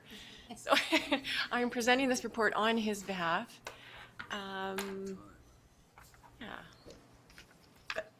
Yeah. Dave did a lot of great work in this, and so I don't want to take credit for any of the work. It's a good document. Okay. So the purpose of the report is to give you an update on the 20 strategies that's in the Affordable Housing Strategy. As well, it's to identify the affordable housing incentives based on a best practices review of other BC municipalities, as well as identify criteria for when we allocate funding to some of these projects. And I apologize for the delay. I think some of these items have been on the action item listing since 2016, so it's been quite a while that you've been waiting to hear back on these. So I just want to give an overview of the support that we currently provide for affordable housing. So we did the Affordable Housing Strategy in 2010, and then we did another update of that in 2012. And after that, we developed the Affordable Housing Policy, as well as the Affordable Housing Reserve Fund. We've established a housing committee. From the Planning Department, we negotiate voluntary contributions to the Affordable Housing Reserve Fund. We grant permissive tax exemptions. We support development that has obtained supportive housing designation from the province, and we've revised regulatory bylaws to increase density and intensification in the built-up areas. We've also reduced annual water and sanitary fees by 75% for long-term rentals in secondary suites. We've developed short-term rental regulations to preserve the long-term rental housing stock. We've done quite a bit of work on the laneway housing regulations, and we are looking at developing pre-approved designs. And we've undertaken phase 1 of a vacant land study. So in this report, it'll give you a status update of the 20 strategies. It will provide some updates to the current affordable housing policy, and the changes there include revised incentives, guiding principles, and criteria for allocating funds. We identify some additional opportunities to support affordable housing, and then provide you with some next steps. So in that affordable housing strategy, there's 20 strategies. 6 of those strategies are to be undertaken by community agencies and 14 by the City of Nelson. So of that 14, we've completed 3. So we've adopted the infill housing. So we've changed the regulations to increase density, as well as we've decreased the lot sizes that are required in the city. Inclusionary policy. So we have that Affordable Housing Reserve Fund, where we negotiate with developers a voluntary contribution on a per-door basis, or we try to negotiate with them to actually provide affordable housing units. Multiple dwelling unit conversion. In our R3 zone, we've taken away all of the density limits, so it's unlimited density. You just need to pay attention to the height and the setbacks. So those are the 3 that are completed. Underway, we have another 6 of the strategies, the standards of maintenance bylaw, support for alternative housing forums, and that's in the form of our laneway housing regulations. Leveraging underutilized land and buildings, so we've done phase 1 of that vacant land study, and we have yet to do phase 2. Developing prototypes and promoting demonstration initiatives, again, that's back to our laneway housing. And then the last 2, communicating housing-related information and reviewing and monitoring the affordable housing strategy. We have not done that well on those at all. So this will help, once council approves this report, we can put this up on the website, so that will definitely help us to communicate that housing-related information. As well, this will provide that status update on the 20 strategies. In terms of what's not started, the family-friendly housing policy, the youth-friendly, the seniors-friendly, as well as the accessible housing bylaw. And the one that's in there that I don't recommend we do implement is the heritage revitalization agreements. And that's simply because it's a lot of work to do that. And I think most of those homes are already in the R3 area, which already provide for unlimited density. So I'm not sure that this is necessary. Okay, so the Affordable Housing Reserve Fund, so this is in the Affordable Housing Policy. Again, this isn't, there's nothing different here. The sources of funding for this reserve fund are the voluntary cash contributions through rezone applications, donations, monies allocated by council, and interest accrued. In terms of the incentives, this is a bit different from the current fund. So the incentives of this fund are the purchase or the lease of land, capital construction projects, and reduced development and connection fees. Guiding principles is also new. So the first guiding principle is housing needs, so that we will use this fund for the 6 priority groups that are identified in the affordable housing strategy. That when we have individuals who are applying for the fund, that they're not just using this fund as their single source of funding, that they're also applying to other levels of government, non-market housing providers, and the development community. When this fund is when people are asking for funds from this for capital cost projects, it's actually for the capital cost of a project, not for staffing, legal, or operating expenses. And I think we want to use this fund flexibly, so for new housing stock, for renovation of older housing stock, or for the purchase of older housing stock. And sustainability and transparency. So we want to make sure that over the long run, this doesn't impact the ability of the city to deliver services. As well, we want this to be more transparent, so to fully identify all of the inputs and the outputs to this fund. Criteria. So again, the criteria is also slightly different than the existing fund. So it's to support the 6 priority groups, to target city residents, for those projects that have support from senior levels of government, those projects that have a housing agreement, rents not to exceed CMHC affordability standards, rents mortgaged to be as near as 30% of gross household income as possible, units managed by a nonprofit housing provider, not available to for-profit developers, that they have a business plan that identifies the long-term operational sustainability of the project, that they aren't eligible to receive Class 3 status from BC Assessment Authority, and again, that the long-term sustainability of the city services is not impacted. So to the next steps. So I've broken them out into short and medium term, and I've put a green box beside the ones that I would like to come back in the near future and ask for your approval. So the first one really is to approve this plan, and then to adopt the revised affordable housing policy, for council to consider an annual contribution to this Affordable Housing Reserve Fund, to continue to support innovative housing forms and construction. So that's to continue to support the laneway housing project and the pre-approved design that we bring forward, as well as to have us create an annual financial statement that is very transparent. So what I talked about was very clearly documenting all the inputs and the outputs that go into affordable housing here at the City of Nelson. There was also a request for from an affordable housing provider for them to achieve the early discount while continuing to pay their quarterly payments for water and sewer. I would like us to look into that and if possible, move that one forward. We've done phase 1 of the vacant land analysis. I think we need to move on to phase 2, and that is really a more comprehensive look at all of the vacant land in the city, as well as underutilized land, as well as some of the rights of way. So it's just that next piece. I think we should be moving forward in terms of reviewing the parking requirements for seniors housing and special needs housing. I think I was talking to Dave Wan, and that was one of the things that he missed out when we redid the regulations back in 2014. So I think that is something that we could tackle here, as well as having the housing committee perhaps focus on some of the advocacy and educational aspects, since we are having a difficult time doing those kind of activities. So in terms of the medium term,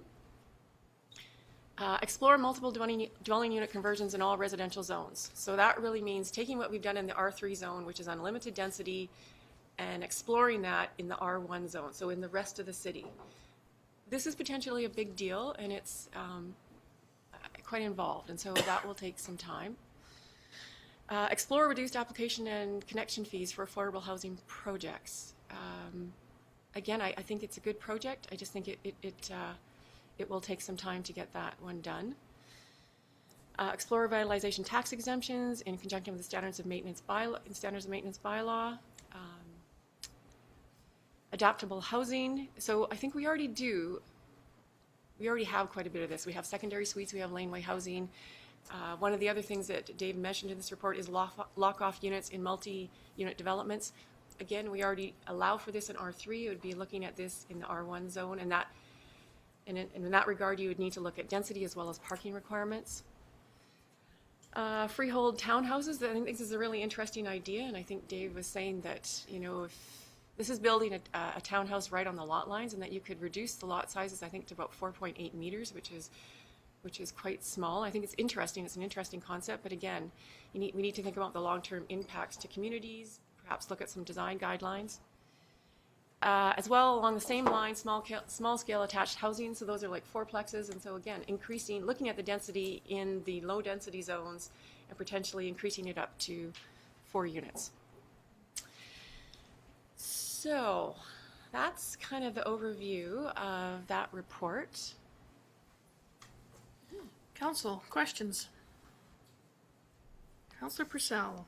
I was curious about the heritage one that you're saying was a lot of work and maybe not worth it, because, so you're saying that people can already turn those heritage houses into multi-unit? Yeah, because really what you would be doing is we would be exchanging increased density for them to renovate their heritage home. Right. Right. Because they can already do that. Right now they can already do it. They can take a single family home in the R3 area and turn it into 3 or 4 units. Right. So it's already there. They already get that density. Right. Yeah. I mean, I wonder from a heritage preservation perspective, if like it wouldn't necessarily add more housing stock than these other initiatives, but if it would help people. Yeah, no, and I think, you know, you might want to do that in conjunction with permissive tax exemptions, just as a way to encourage people to actually take on those projects. Mm-hmm. Councillor Daly. I was really happy to see the next step page come out today. There's a lot of information here, and I really think it calls for more immediate action than 1 to 3 or 3 to 5 years. And I think we need to, and I'd like to refer this back to staff to organize a special meeting to deal with affordable housing issues with council. I think to give some priority, and staff, and I would consider even the housing committee or experts in the community to be involved in that, because I think we need to tap into all the expertise that's in this community and ideas, and look at the possibilities sooner rather than later.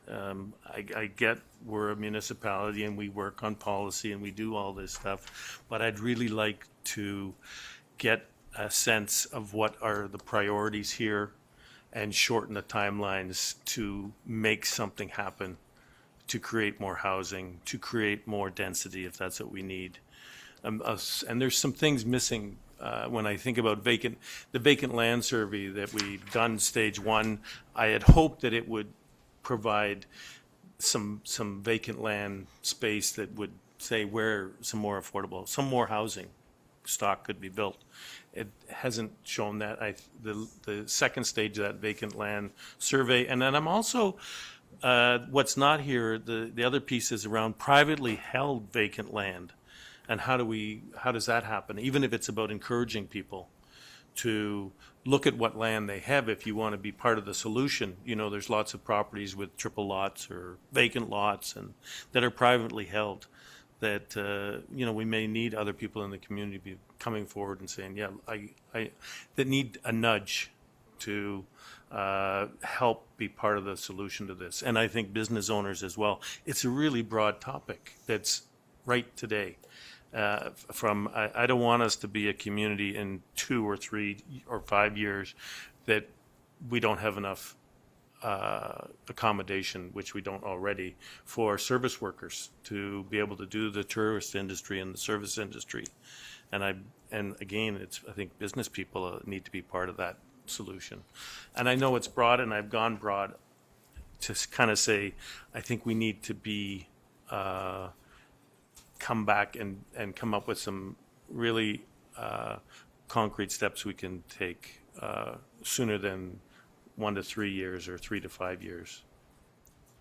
And I'd like to get moving on that. And I think that's back in council's hands. Council did set out, their strategic priorities. This was one to come back with this assessment, and council at this stage chose not to go beyond that, just because of the lot to do with the workload that already is on the department. And I think on a positive side, we're seeing significant development. I think we're seeing actually lands that were underutilized. For example, the project Nelson Cares has a very underutilized piece of property being developed to a higher standard.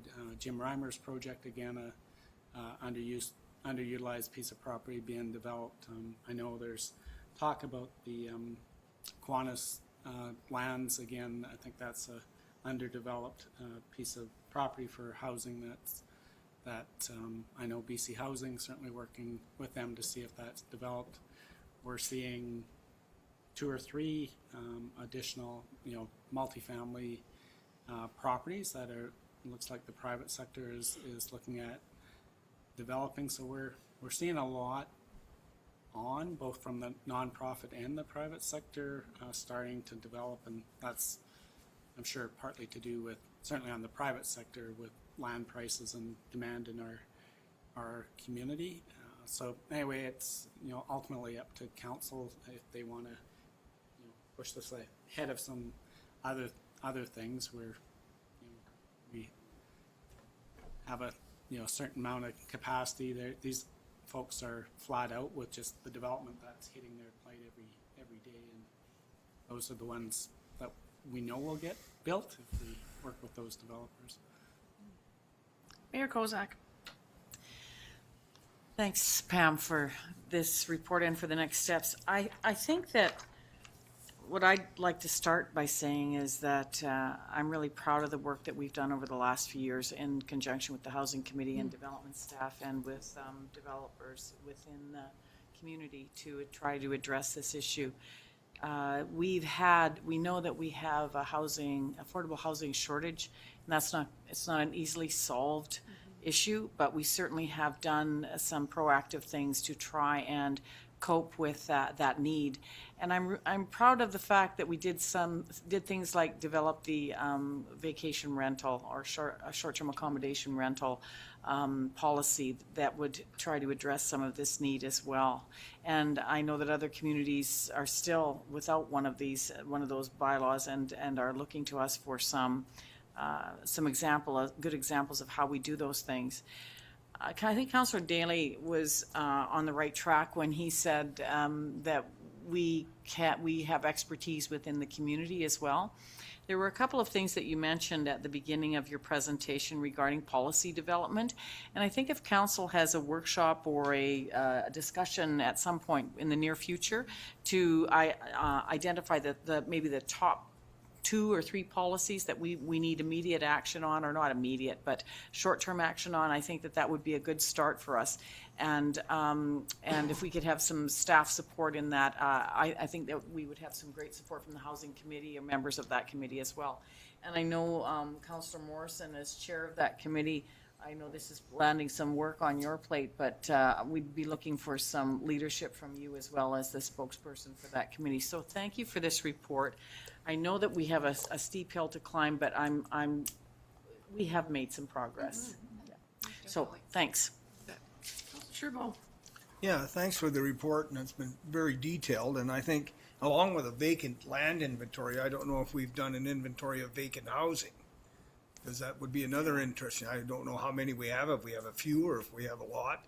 So rather than building new stock, it'd be nice to have knowledge of what's available in the community and sitting empty.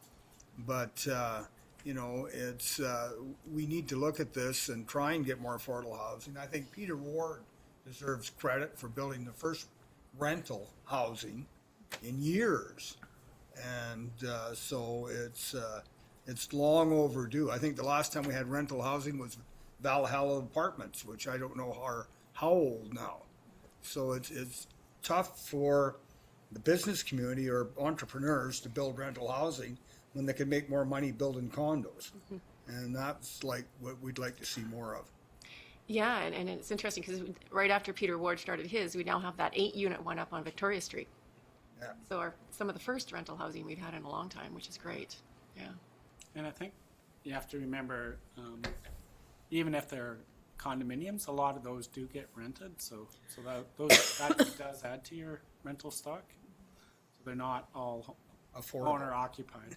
They're not all affordable. Well, unless they're subsidized, you're not gonna. There's a difference between subsidized housing, which needs some type of government grant, and it's, you know, at our building costs and our land costs, it's I know tough. we've tried, you probably explain more on it, Mr. Cormack, about trying to get housing on top of our youth center. So rather than replace the roof, you know, and that would be really helpful. Right. To both, for the city and rental units. Councillor Purcell, I know that Councillor Warmington hasn't a chance. I haven't forgotten you. I'm going to allow Councillor Warmington to speak first. Just a couple of questions. Speaker. You might. Mike. Oops, sorry. Of clarification, really. So one of the questions I had was, rents must not exceed Canada Mortgage and Housing Corporation affordability standards, and I'm wondering where we stand right now.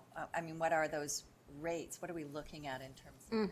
Good question. I don't know, but yeah, maybe. Do you have any idea? It's around $680 for a one-bedroom. For a one-bedroom, or around that. It changes in different communities. So. Thanks, Tim. And then the other question I had was, what is Class 3 status from the British Columbia Assessment Authority? so that's the supportive housing designation that from the province. Thank you. Right. Councillor Purcell. I was wondering, you know, looking at how we bulk up the affordable housing fund, and right now I can't remember exactly how much. There's like $74,000 in there or something like that. How far will that go with some of these? Like there's, you know, sort of a suggestion that, I don't know, it could be used in a number of different ways. Like it doesn't seem like a lot. No, it's not a lot. And what so, we want to do with it. Right. Right. And so, yeah, we just maybe want to think about how we. Yeah. And I guess I thought this report was great, and my overwhelming response was first appreciation for seeing everything laid out that has been done, and feeling like the mayor said that a lot has been done, and having that all in one place was really helpful for me. So I feel really pleased with that. Actually. Great. So thank you for putting all of that together. Yeah. I had some other little questions, but I can. Any further questions from any councillors? So, Sorry, I just wanted to know whether or not we've already passed the deadline for submitting things to UBCM. Like, obviously, we missed our AKBLG chance, but is the deadline already passed for? It's June 30th. Is it June 30th? Right. Well, I'm wondering whether or not we would want to consider putting something forward around the, I can't find it now. What's it called? FCM, I'm sorry, it's FCM. Pardon me. Just UBCM. no, UBCM. Yeah. Thank you. It's something that only Vancouver can do. I can't remember the wording for it. Around split something. Ugh. Hang on. I'm sure I have a little note. No. Anyway, I can't find it, but when you find it, maybe send a note Yeah. off to Pam and let her know, and then we can look at the submission. Inclusionary zoning. So we have inclusionary zoning. Right. We have an affordable housing policy where we can negotiate with developers to voluntarily contribute to our affordable housing fund. Mhm. Unlike Vancouver, we cannot do that. It cannot be mandatory. Right. You know what, I'm just wondering whether or not it's something that we could bring forward to UBCM to say, I don't know, at municipalities' discretion that they can require it if they want to. You have to change the community charter. Well, that happens, you know? No, I know, but I'm Yeah. just saying that would be the process. Yeah. But you can make a motion to lobby the government to change it so that. We can, maybe the first step is to do the research, and that might have already gone to UBCM and Right. might already be a policy they've adopted, but we Right. can have a look at that and see that. Councillor Daly, did you have a follow-up? Just, I mean, even listening to the conversation, there's a lot of different topics within this that I think need more discussion and added to my argument that, how do we fund that? How do we make that a significant fund that's going to make a difference in the community?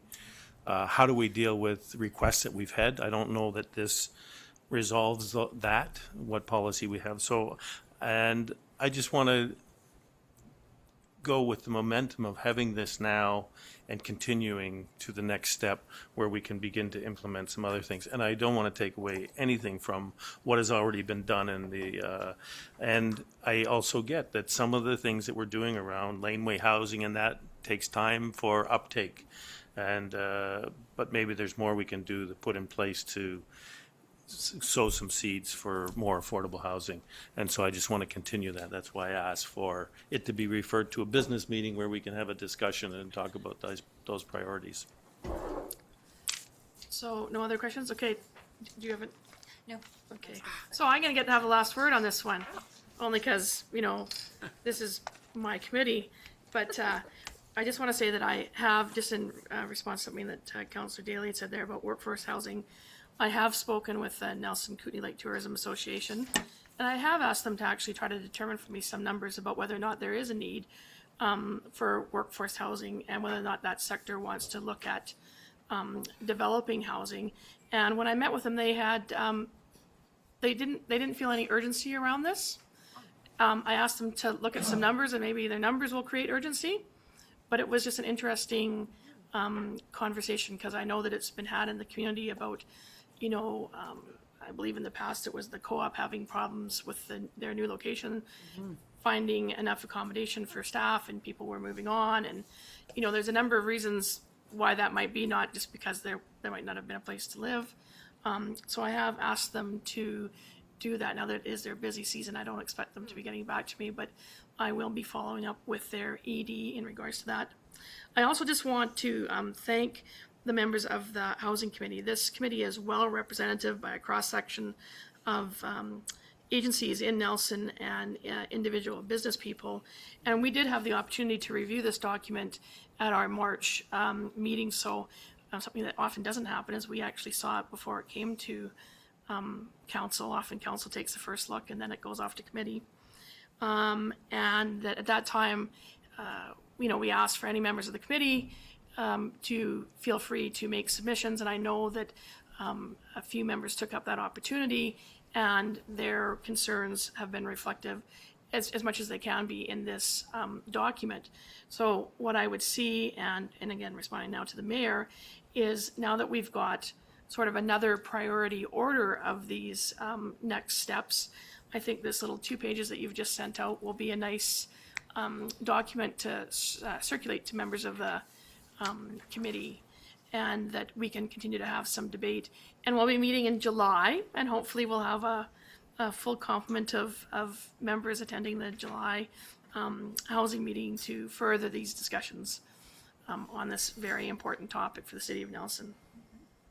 So thank you, Pam, for your time this evening.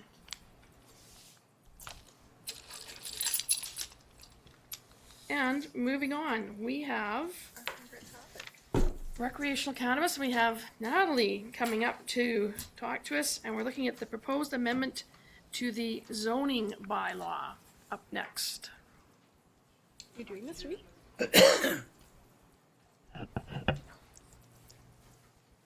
This is a draft zoning amendment. It's a draft zoning amendment, so we just wanted to bring it to the committee of the whole before we brought bylaw amendments forward. I know council's seen this a number of times, but we just really want to make sure. So tonight we're just going to go over 4 major areas: a cap on the number of stores, separation distances between cannabis stores and sensitive facilities, store size limits, as well as disturbances affecting other properties. On May 1st, we held an open house. 40 people attended, 35 people filled out the comment card. 4 possible zoning options were presented. The highest number of responses supported 150-meter separation distance from schools, youth facilities, parks, and playgrounds, no separation distances between cannabis stores, and an overall cap of 5 stores by area. Looking at the survey results is what we used to come up with the proposed bylaw amendments. 75% of survey respondents thought that there should be a maximum number of cannabis stores, so that's why we are proposing an overall cap. Most people felt that there should be a total of 5 stores by area, 2 in the downtown, 1 store along Nelson Ave, Highway 3A, 1 store in the industrial lakeside area, 1 store in Railtown, and no stores at the mall. The mall also happens to fall within the 150-meter separation distance from the park. The separation distances that we are proposing is generally 150-meter separation distances from schools, parks, the Nelson and District Community Complex, the Nelson and District Youth Center, the Nelson Civic Center. However, Nelson's a very compact, has a very compact commercial area, and so we are looking at some reduced setbacks based on some site-specific considerations. Here's kind of a map. Go over a couple areas. So the first one is A, so that's the industrial and lakeside area. We are proposing a reduced separation distance of 74 meters, and that's because the park in question is actually the dog walk. And there's no direct connections from the dog walk to Lakeside Drive or any of those shops down there. Plus, it's bordered by a busy road with no sidewalks or pedestrian accesses. We're also proposing reducing Baker Street, the setback from IODE Park to 114 meters, because if you were to walk from that park to, down Baker Street or through Heritage Lane to the edge of Josephine Street, it would be about 150 meters walking distance. We're also proposing to reduce the north side of Front Street to allow that section to be open as possible cannabis locations. The proposed setback reduction is about 75 meters, and part of that rationale is that it's divided by highway. And if you were going to walk from the community complex or the youth center, it would be about 145 meters to the north side of Front Street, so it's pretty close to there. APC also wanted council to consider an increased setback at 301 Anderson Street. That's a vacant parcel located next to Safeway, adjacent to Safeway. Used to be an old gas station. The rationale there is that students walking from LVR kind of go to Safeway, and it's on their route, and so they had some concerns about it. On the other side of the coin, along Nelson Ave, Highway 3A, there's limited sites that are possibilities. So there's both sides of the coin. We're also proposing a gross floor area size limit, which is 500 square meters or about 583 feet squared. The reason for this is just we want to maintain a pedestrian-friendly walking environment if a new store would be built, but also still accommodate most of our current buildings downtown. I put up here a maximum storefront size of 16 meters, but I walked Baker Street today and I think that that could be reduced to about 12 meters. So it's roughly 40 feet if we want to accommodate most of our current buildings. APC also recommended approval of the zoning bylaw amendments, but recommends that council review the recreational cannabis regulations 12 months after legalization. The last section that we are proposing to put into the zoning bylaw is that no property shall discharge or emit the following across lot lines: odors, heat, glare, reoccurring ground vibration, or noise levels exceeding 65 decibels. This section was in our home occupation section, and we're deciding to bring it into the more general section so it would cover all the properties in Nelson. We don't have anything like this, and so it's not specific to cannabis. It's for everybody. Like coffee. Like coffee. So, so this is kind of a summary of the proposed recreational cannabis recommendations from staff. And we'll bring forward first and second reading shortly. That's it. Councilors, questions?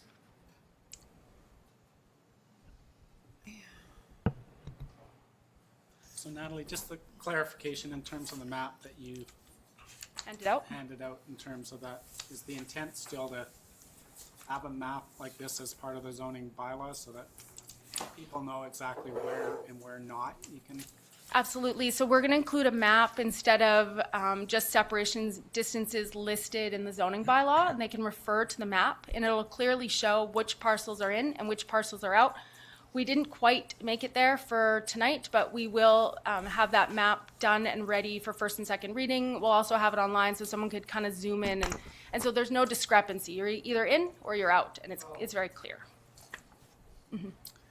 And in terms of this, certainly from staff's perspective, we'd like council to really look at this and decide if that's appropriate, because I think if you're going to adopt this, then you don't want to approve a bunch of variances under this. Either you believe these are the right ones, or you don't, and we'll adjust the map accordingly so that we create certainty out there. Councilor Warmington. One question about the cap on 5 stores. So it says that 75% of respondents to the survey were clear that they wanted a maximum number of retailers. But I remember and read that some people had indicated that they weren't concerned about a maximum. And where do those people figure into this? I think they're in the 25%. They're in there. There's a couple other answers. I think some people said they weren't sure, and I think some people didn't answer. So I can't quite remember what the percentage of people that said that they wanted sort of like no cap at all. But sorry, I don't have those. They were in the 18-20%, depending on the location. We're comfortable with no maximum. So in fact... So and about 6% didn't answer. Right. Well, I'm just thinking that, in fact, more than 75%, it would appear, would be comfortable with 5 stores or more. Oh, for sure. The ones that said no cap would have liked to see more. Some stores, right? Yeah, so we did look at it. least.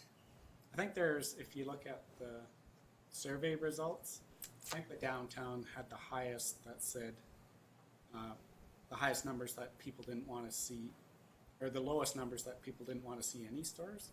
So if you took that as sort of the, 20%, which was about 20%. I think about 20% of our surveyor said no stores at all. So, but if you look at the other areas, all of them are a bit higher. So I think you start to see some people say site specific. Right. Of that 75%, some said, and the mall's a really good example of that. So I think it was 46% said none in the mall. So clearly some that felt there should be stores, Yep. we're starting to get site specific and said, the mall's not a good location for that, and that makes sense because of the soccer fields, youth come to the mall, et cetera, et cetera. So you saw a fairly high percentage of the population saying, even though I support stores, not in the mall. And some of the other areas, and probably the industrial area, I think that's probably seemed to be more location-wise. You know, is that a good place for them? So again, you saw that number a bit higher. So that reflected both people that said we shouldn't have any stores at all, but also other people that thought we should have stores and just didn't think that was a good location for them. Thanks. Councillor Adams. Thank you. This bylaw, I guess, is going to be, talks about 5 recreational marijuana stores. Are we still going to have 7 medical marijuana stores? No, those are illegal, and they will be closed by the province if they don't transition. In fact, the provincial regulations state that they can go after the landlords if they're leasing to someone operating an illegal operation. So they're obviously illegal now. Council said we're going to create some tolerance until we get to this recreational model, and at that stage, then we will be sending letters out to those. If this goes ahead, the 7 medical marijuana stores will close, and we'll have 5 recreational marijuana stores. If council adopts this. Well, if council adopts this, of course. But what are we going to do if the province or the federal government come in and say a city of 10,000 people can have 1 store? They're not. They're not going to do How do you know they're not? because that's not in their legislation. What? That's not in their legislation. Currently, they're not. Well, they're not going to try and eliminate or make a total, I mean. No, they've been very clear they're not. They're leaving that up to local government. Just thought I'd ask. Yep. Councillor Daly. Just a couple of questions. One on the cap on 5 stores, that's very clear. The not in Chaco Mall is very clear, but it's a sort of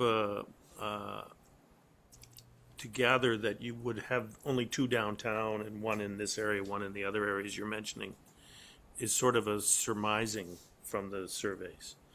And I think as long as the 5 meet the separation distances, I don't think you need to say it's going to be 1 here, 1 there, 1 there.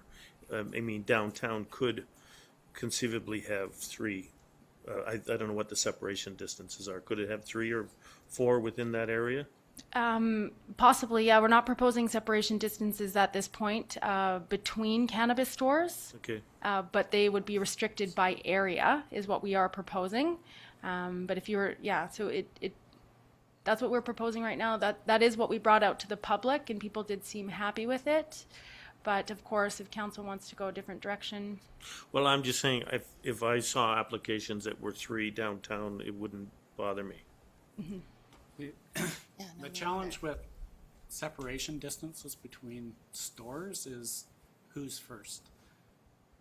Because as soon as you establish one, then everybody else has to follow off there and in our downtown. So it wasn't purposely our thinking when we brought this out by looking at areas, but it actually seemed to, we got some good feedback on, and we asked the question, how many you think in each of these locations?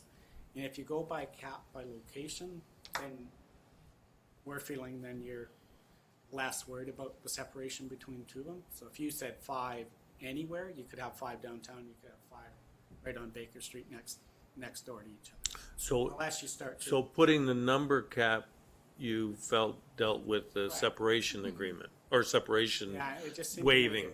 it just seemed to make it easier that, now we open up every location in the downtown for potential, and you don't have, a concentration in any one area. The most we could have is 2, or, if council wants to. Yeah, I'm not sure I don't get why we need to manage it that. And to me, it would seem that some of those not downtown locations might be less preferable than a downtown location where there's more traffic. Yeah, it's really been the public health research, any clustering, they've identified that encourages, whether it's alcohol or any other substance, it encourages more use. And our police chief was quite concerned about the separation distances. And so he really wanted the 300 meters. He was quite strong. And the highest was actually 500, right? Yep. Was. Which isn't practical enough. So the trade-off is to go number by Yeah. area and then, We just thought that would make it clear. You didn't have to start to micromanage them. I'm getting the rationale then. Yeah, yeah. Yeah, we debated this a long time of trying to, We how do you make did. that work? And then because we've separated it into different areas, it wouldn't matter if you're at the west end of downtown and then there's another one in Railtown really close, right? So that's why we've broken it out. No separation distance and by area.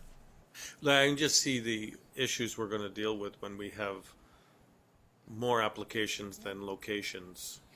And particularly if they're saying downtown location or this location, or how's that gonna work? I mean, how are we gonna figure that out? And I saw the other background information around meeting the requirement and then the lottery, and I don't see that here, the meeting requirement. Yeah, you'll see that in the next. Okay. Yeah, that was, see, the other challenges with the provincial application process, they have to have a 12-month lease for them to be even considered. Have to have a Now- 12-month what? Lease in place. So how, now if you have separation distance, you know, whose do they look at, right? So if you have two that, and they're not 150 apart, like, it got really complicated for me, trying to manage that piece of it. Councillor Sherbo. So could not the medical marijuana stores apply to convert to recreational marijuana? They can not convert, they can apply for a provincial Yeah, 'cause, I mean, recreation license. they've already got the setup, they've already got the security, and a number of things that we required them to do. So it would seem a shame to have them close and then a new one open up next door. We really don't have any control over that. They have Yeah, to they'll- comply. Private business. They'll have to apply under the provincial regulations, they'll have to meet your zoning, and they'll have to meet your, So who, the province then would give them the permit? no, the province starts the permit, so they do that initial, you know, background check, all that, you know, is the person or company appropriate to have one? They have to check to make sure they have proper zoning, which relates to what we're talking about. They have to have a 12-month lease in place, and they have to meet council's bylaw, and ultimately council has to approve them. So they apply to the province and then the province does all that background check and then they refer it to the city. Correct. Okay. The city gives them the license. No, the city, they'll have to meet your regulations, proper zoning, eligible for a business license, et cetera. And if they meet that and council approves them, then the province would ultimately give them a license. You heard what's going on in Colorado, eh? We don't want to be Colorado. Well, I know, what I'm saying, this seems to me, as Councillor Daly said, way too restrictive. That's Well, all do you we're wanna be reflecting Colorado? is what the survey results were. So conceivably, we're gonna have a lottery for each area. Again, maybe that discussion's better for, once you go through the matrix, where staff recommending that there's criteria as the first hurdle, and if you have people that are, you know, equally on that and you're over your cap, then you would have a lottery, yes. Mayor Kozak. You know, once again, we have been talking about this for, 3 years now? 2 years?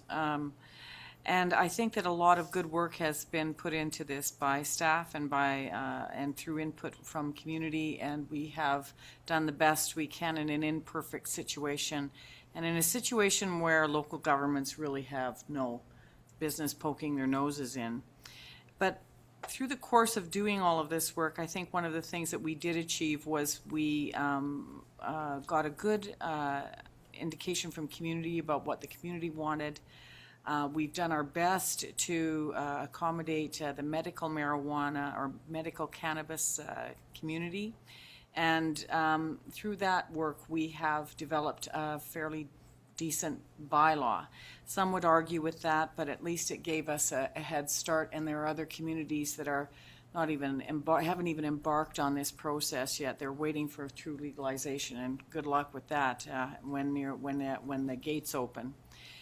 I do I am concerned about the issue that Councillor Warmington raised, and that is in regards to, you know, we do want to cap, we said that we wanted to cap the number of stores that we would allow in our community, but as well, I can also see the other side of that in that it sets up a monopoly for other businesses or that have and would have a leg up or have that corner on the market. So those people who may want to apply for a license once the product is legalized could possibly be at a disadvantage if there's no spaces available. And I don't know how we get around that.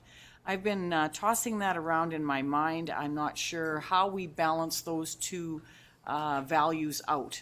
But I'm sure that we can, if we move ahead as staff has recommended and we work with a bylaw that we, you know, whichever way it comes is finalized at this table, and we, in a year, we reassess where we're at and we figure out where things are, I think that would be great.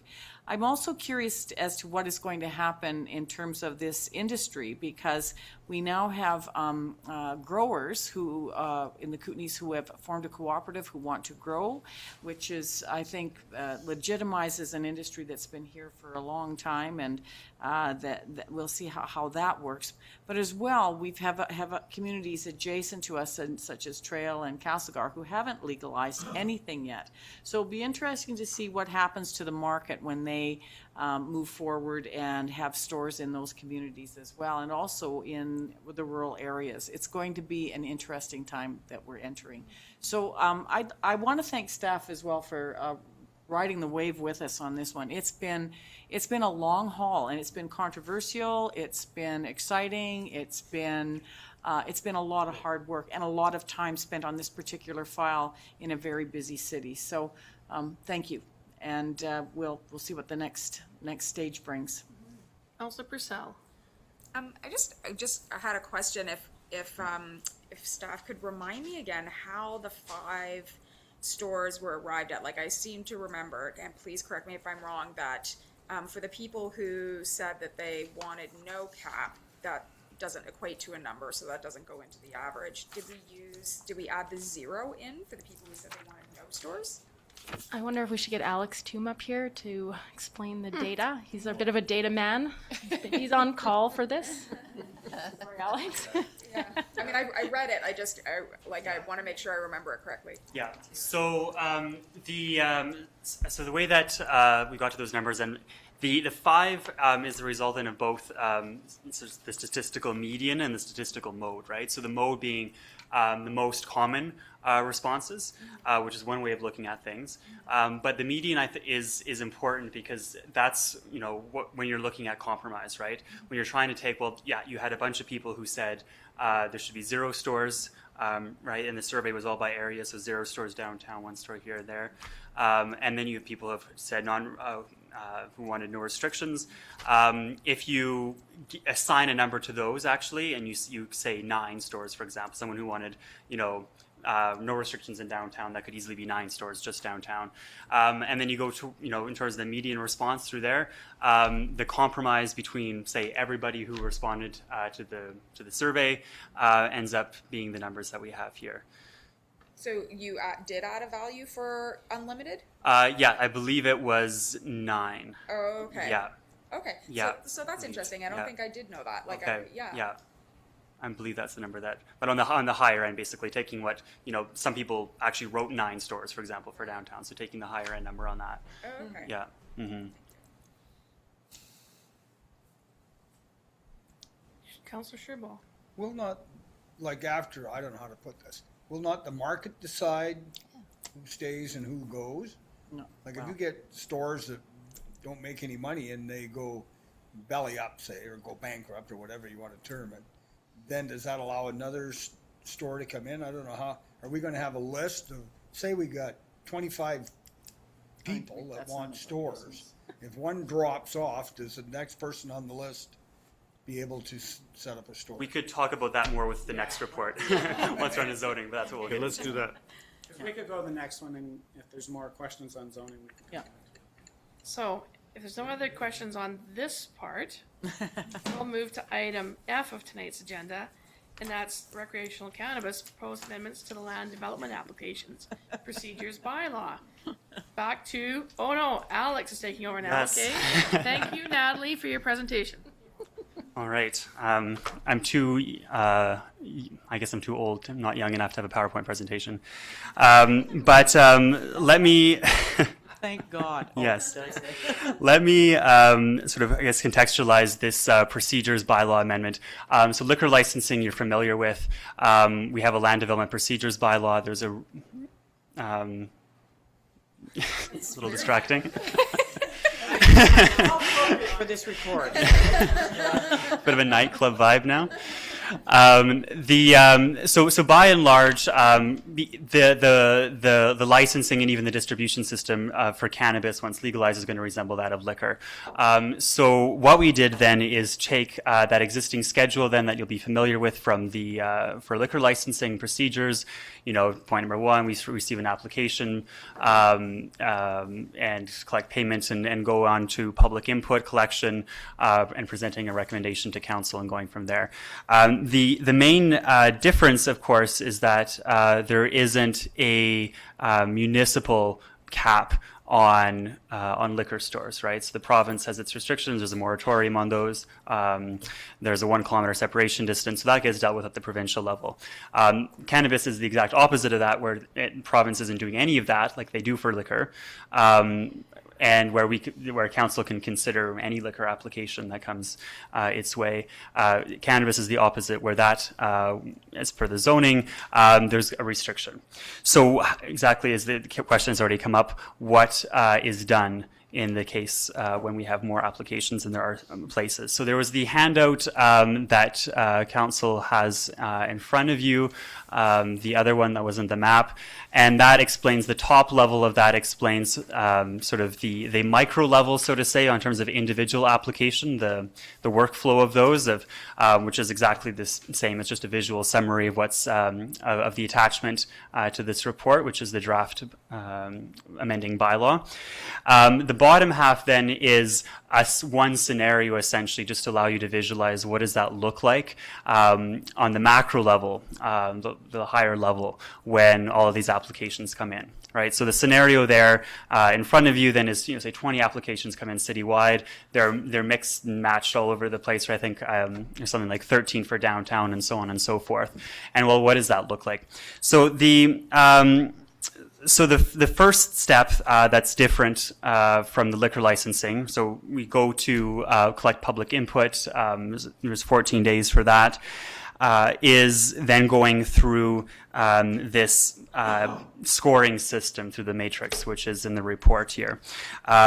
This model has been used elsewhere as well too, in jurisdictions where there's been a limited number of cannabis stores, as well as in other situations too in municipal government, in order to sort of to filter through a large number of applications, looking for not only quality but also for council priorities. So briefly, as there's the one deduction in this table then is owner's failure to comply with previous city regulations, which may be relevant depending on who applies going forward. Given that there's been medical dispensaries here for some time. That's the only sort of deduction in the system. Going from there, we borrowed sort of bits and pieces that have been used seemingly successfully elsewhere as well too, in terms of evaluating the community fit, so to say, of an application, in terms of location, in terms of odor control measures, what is the quality of their plan to minimize impacts on their surroundings, security, odor, etc., and also to sort of improve their surroundings as well too. So already looking then at the OCP design guidelines, building facade, interior improvements, and the qualifications and experience of the applicants. So this gets scored then by staff. transparently, right? So by having this table, then it gives some sort of a paper trail then of how staff have come to a recommendation in order to avoid presenting council simply with 20, 30 applications if there's only 5 spaces available. The interesting thing on the far right then of that green section on your handout is so I guess what do we do? Once we actually have those scores. This is also considering the scenario public input all being equal, right? So if there's in extreme case, then a large landslide of public comments against a particular application and a large landslide in favor of another, that could affect things too. Assuming all things equal, then the interesting thing that we decided to include then is in order to not get into decimal points and whatnot, that one application has 75%, another has 74%, and that's done, right? Where you get into very, very close ties, is that applications within 10% are considered equal. So with the downtown example there, even though there was there's only 2 places available under these draft amendments, then there would be a number of applications, I think it was 6 or 7 there, that get thrown into the lottery because they're close enough. They're close enough to the top score. And then a lottery system, which has also been commonly used, particularly in the United States, with cannabis legalization. In fact, a lot of places have gone simply to using lotteries and not having this whole scoring and sort of quality control analysis mechanism, just a outright lottery.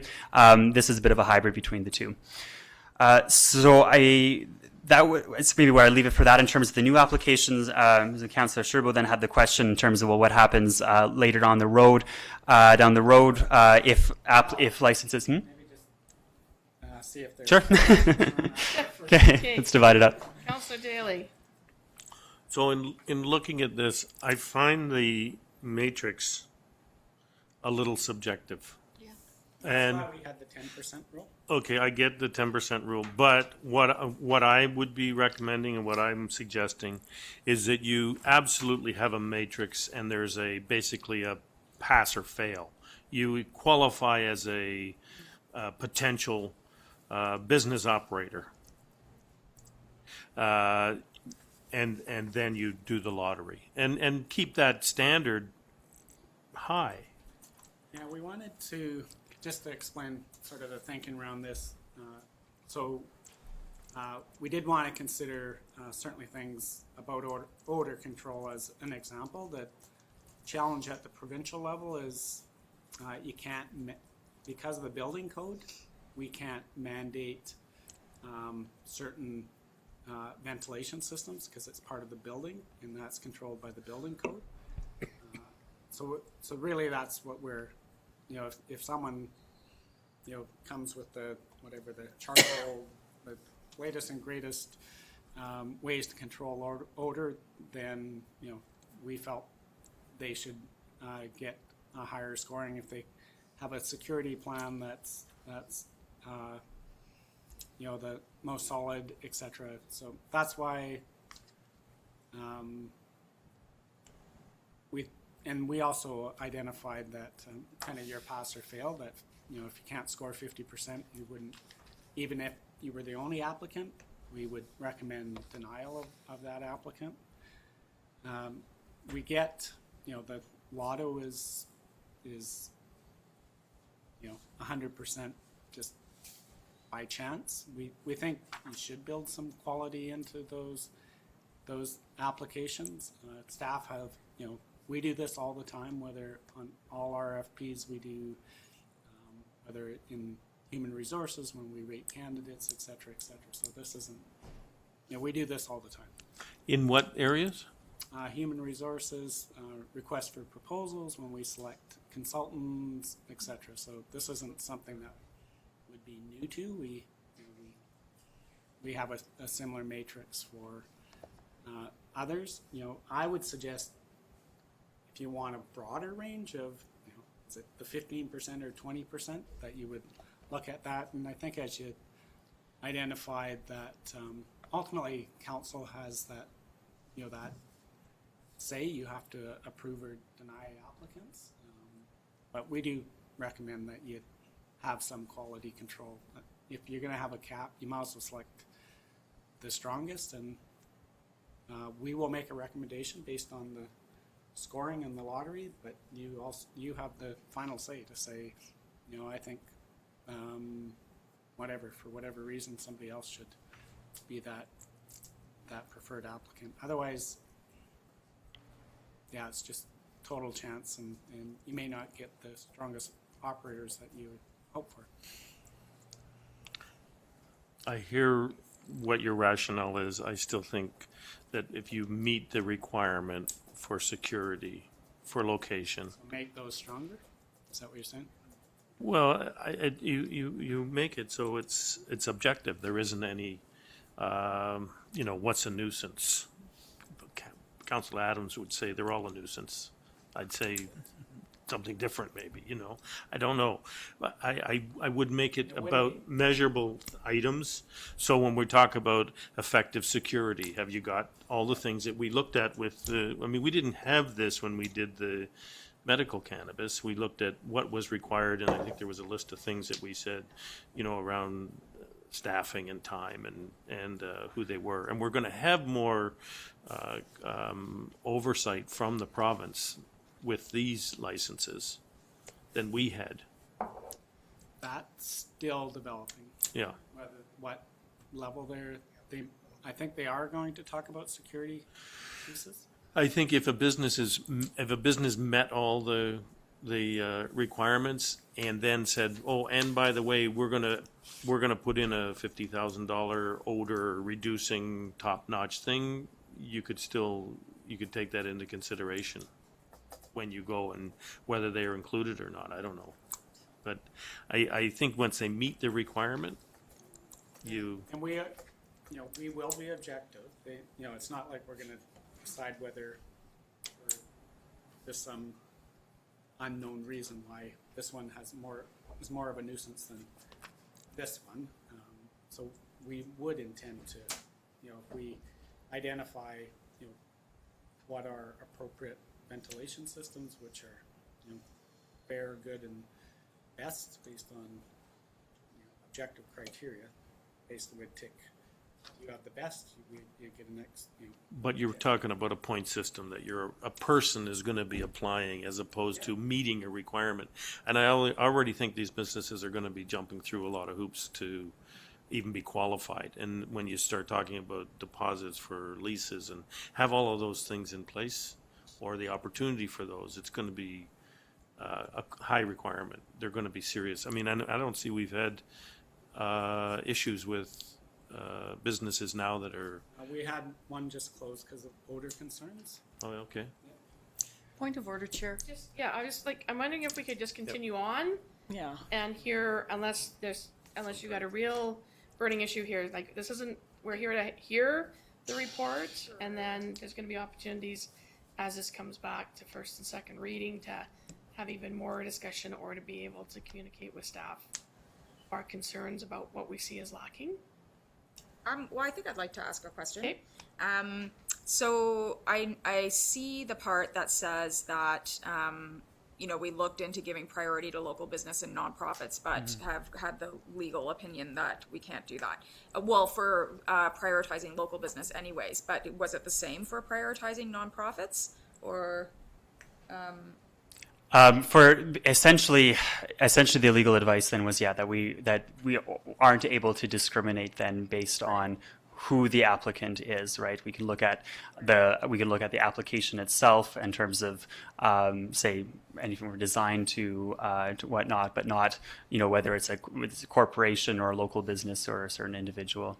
So what about has there, this is all such new territory, so I'm just going to sort of throw this out here. What about if we're, part of Nelson's brand has to do with cannabis. Nelson has to do with a lot of different things. It's a lot of things to a lot of different people, but for some people, it's a cannabis town. So if that's part of our brand and we want to encourage the craft industry that has developed here over decades, is there some way of acknowledging that we're a craft cannabis town and using that lens to evaluate what we want to In terms of production, in terms of the actual product sold, the city has absolutely no say in that, right? So like liquor, everything comes to the liquor distribution branch, right? So say even if we were able to discriminate then between local businesses and non-local businesses, we wouldn't be able to have, you know, any sort of control in what is actually being sold there, what kinds of products. allowing some smaller growers, like can Certainly we- growers, yeah. But whether, I guess, an individual store stocks those or what actually, But what's can't we say we want stores that stock small growers?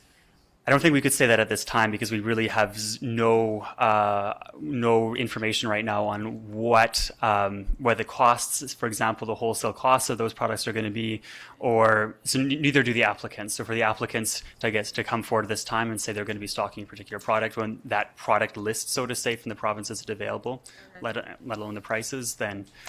I guess just one final little thing is there like some, I guess I'm speaking maybe in an opposite direction from Councillor Daly. I'm not exactly sure about having that objective criteria, but then, you know, all other things being equal, having a jazzy category where it's not a requirement, but it's just like, okay, all you guys are equal, but you are a nonprofit and you have decided that you're going to build this thing for everybody's benefit and you are committing to, you know. So again, I think that there's a couple of things based on both of your comments and that I should be reiterated with this. And one is that these scores simply have to do with staff recommendation.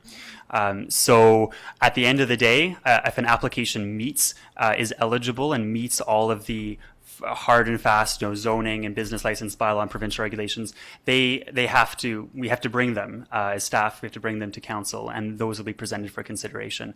So that is exactly the kind of thing that council can consider. This is really in terms of, well, how can we as staff then help you in your decision to filter through some of these applications if there's you know, dozens and dozens of them through one lens. And because this matrix here is you can see exactly what is considered in terms of giving points, then you as council are able to see, well, this is the reason that this application was recommended by staff and this application wasn't.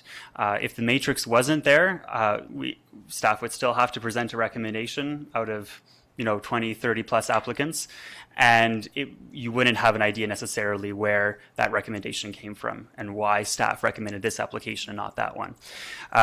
In terms of these criteria, again, just to reiterate perhaps a point that Mr. Cormack made with the odor control. So currently under the medical business license bylaw, we are able to require then that there be an air filtration system. So there's an actual, either you have this or not. And again, with the new provincial building regulations, we're not able to do that. So the requirement could only be a performative one anyway, which would require a subjective sort of analysis of it. We're only going to be able to put in the bylaw that there be no nuisance odors affecting other tenants of a building or neighboring properties and units. So that would require a subjective based on technology and review of those technologies, but we can't say you need to have an air filtration system or an air filtration system of this grade. And then final point then, with the building facade and interior improvements, this is based off of, this is just evaluating them sort of preemptively on the design guideline requirements that we do on a daily basis anyway for development permits for exterior improvements. Okay. Do you want to continue on? Yeah. So I suppose then where I was going to go next then, yes, was what happens then further down the road when if there's a license becomes available, when it's revoked or canceled or otherwise. That's the very last point in the draft bylaw here, number 11.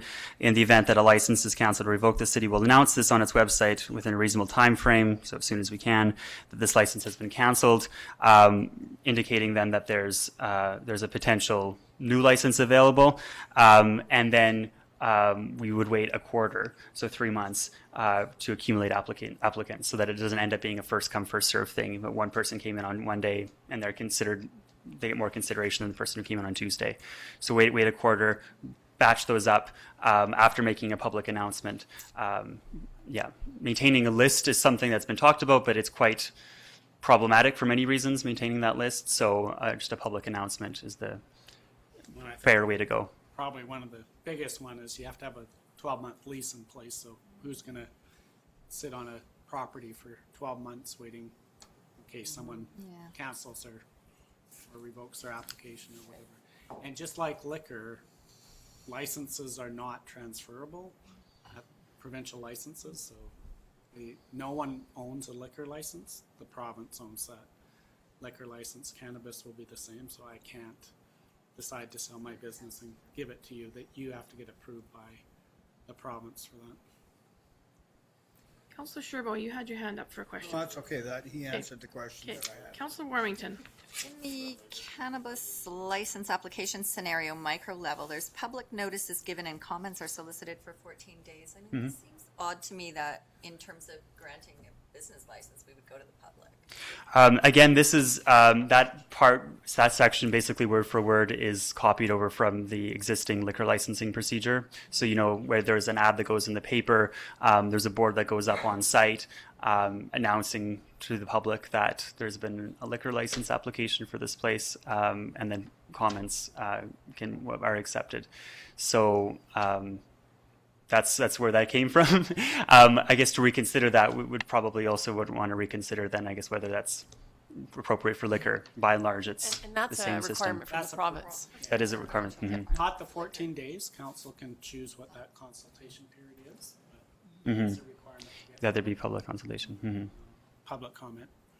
And do you think that'll be a similar requirement for cannabis, or? It's a requirement. It is a requirement. Have you ever allowed a lot? Provincially. Eventually. Okay, seeing no Local governments ask for that.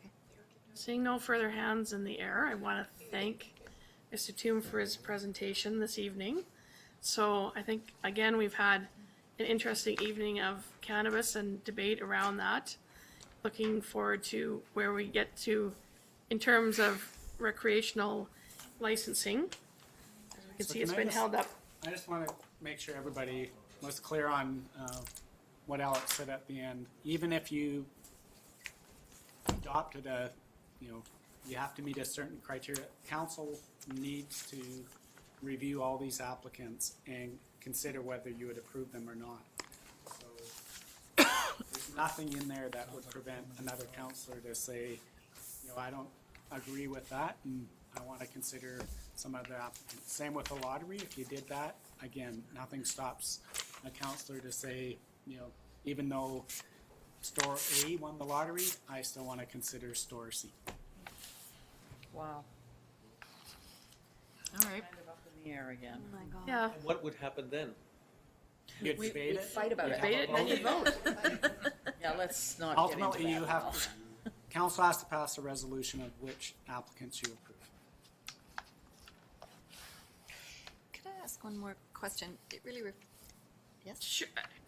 You better ask before they're at the door. Well, It's 10 o'clock. I'm just curious about the stores that we have now, the dispensaries that we have now, and whether there's been a problem with the number. Whether we've had any feedback from the community. I personally haven't heard anything. Nobody's complained to me about the number. Nobody said we need less or anything like that. I'm just curious as to whether anyone else. All we know is we did have one closed because of odor concerns. Yeah. Yeah, I think that's a different issue than number, though. How did we measure that? Okay. That being said, no more questions. Thank you again as you get closer to the door back there. Quick! Oh, well, the going's good. And so that ends tonight's agenda. Thank you for all the people that have stayed in the room, including the councillors, till 10 p.m. And if I could ask a resolution for adjournment. Thank you. And we'll let everybody leave, and then we'll see whether or not we're going to continue on. Earlier. We're done, right? No, we're not. You are a strong, healthy person. Excuse me?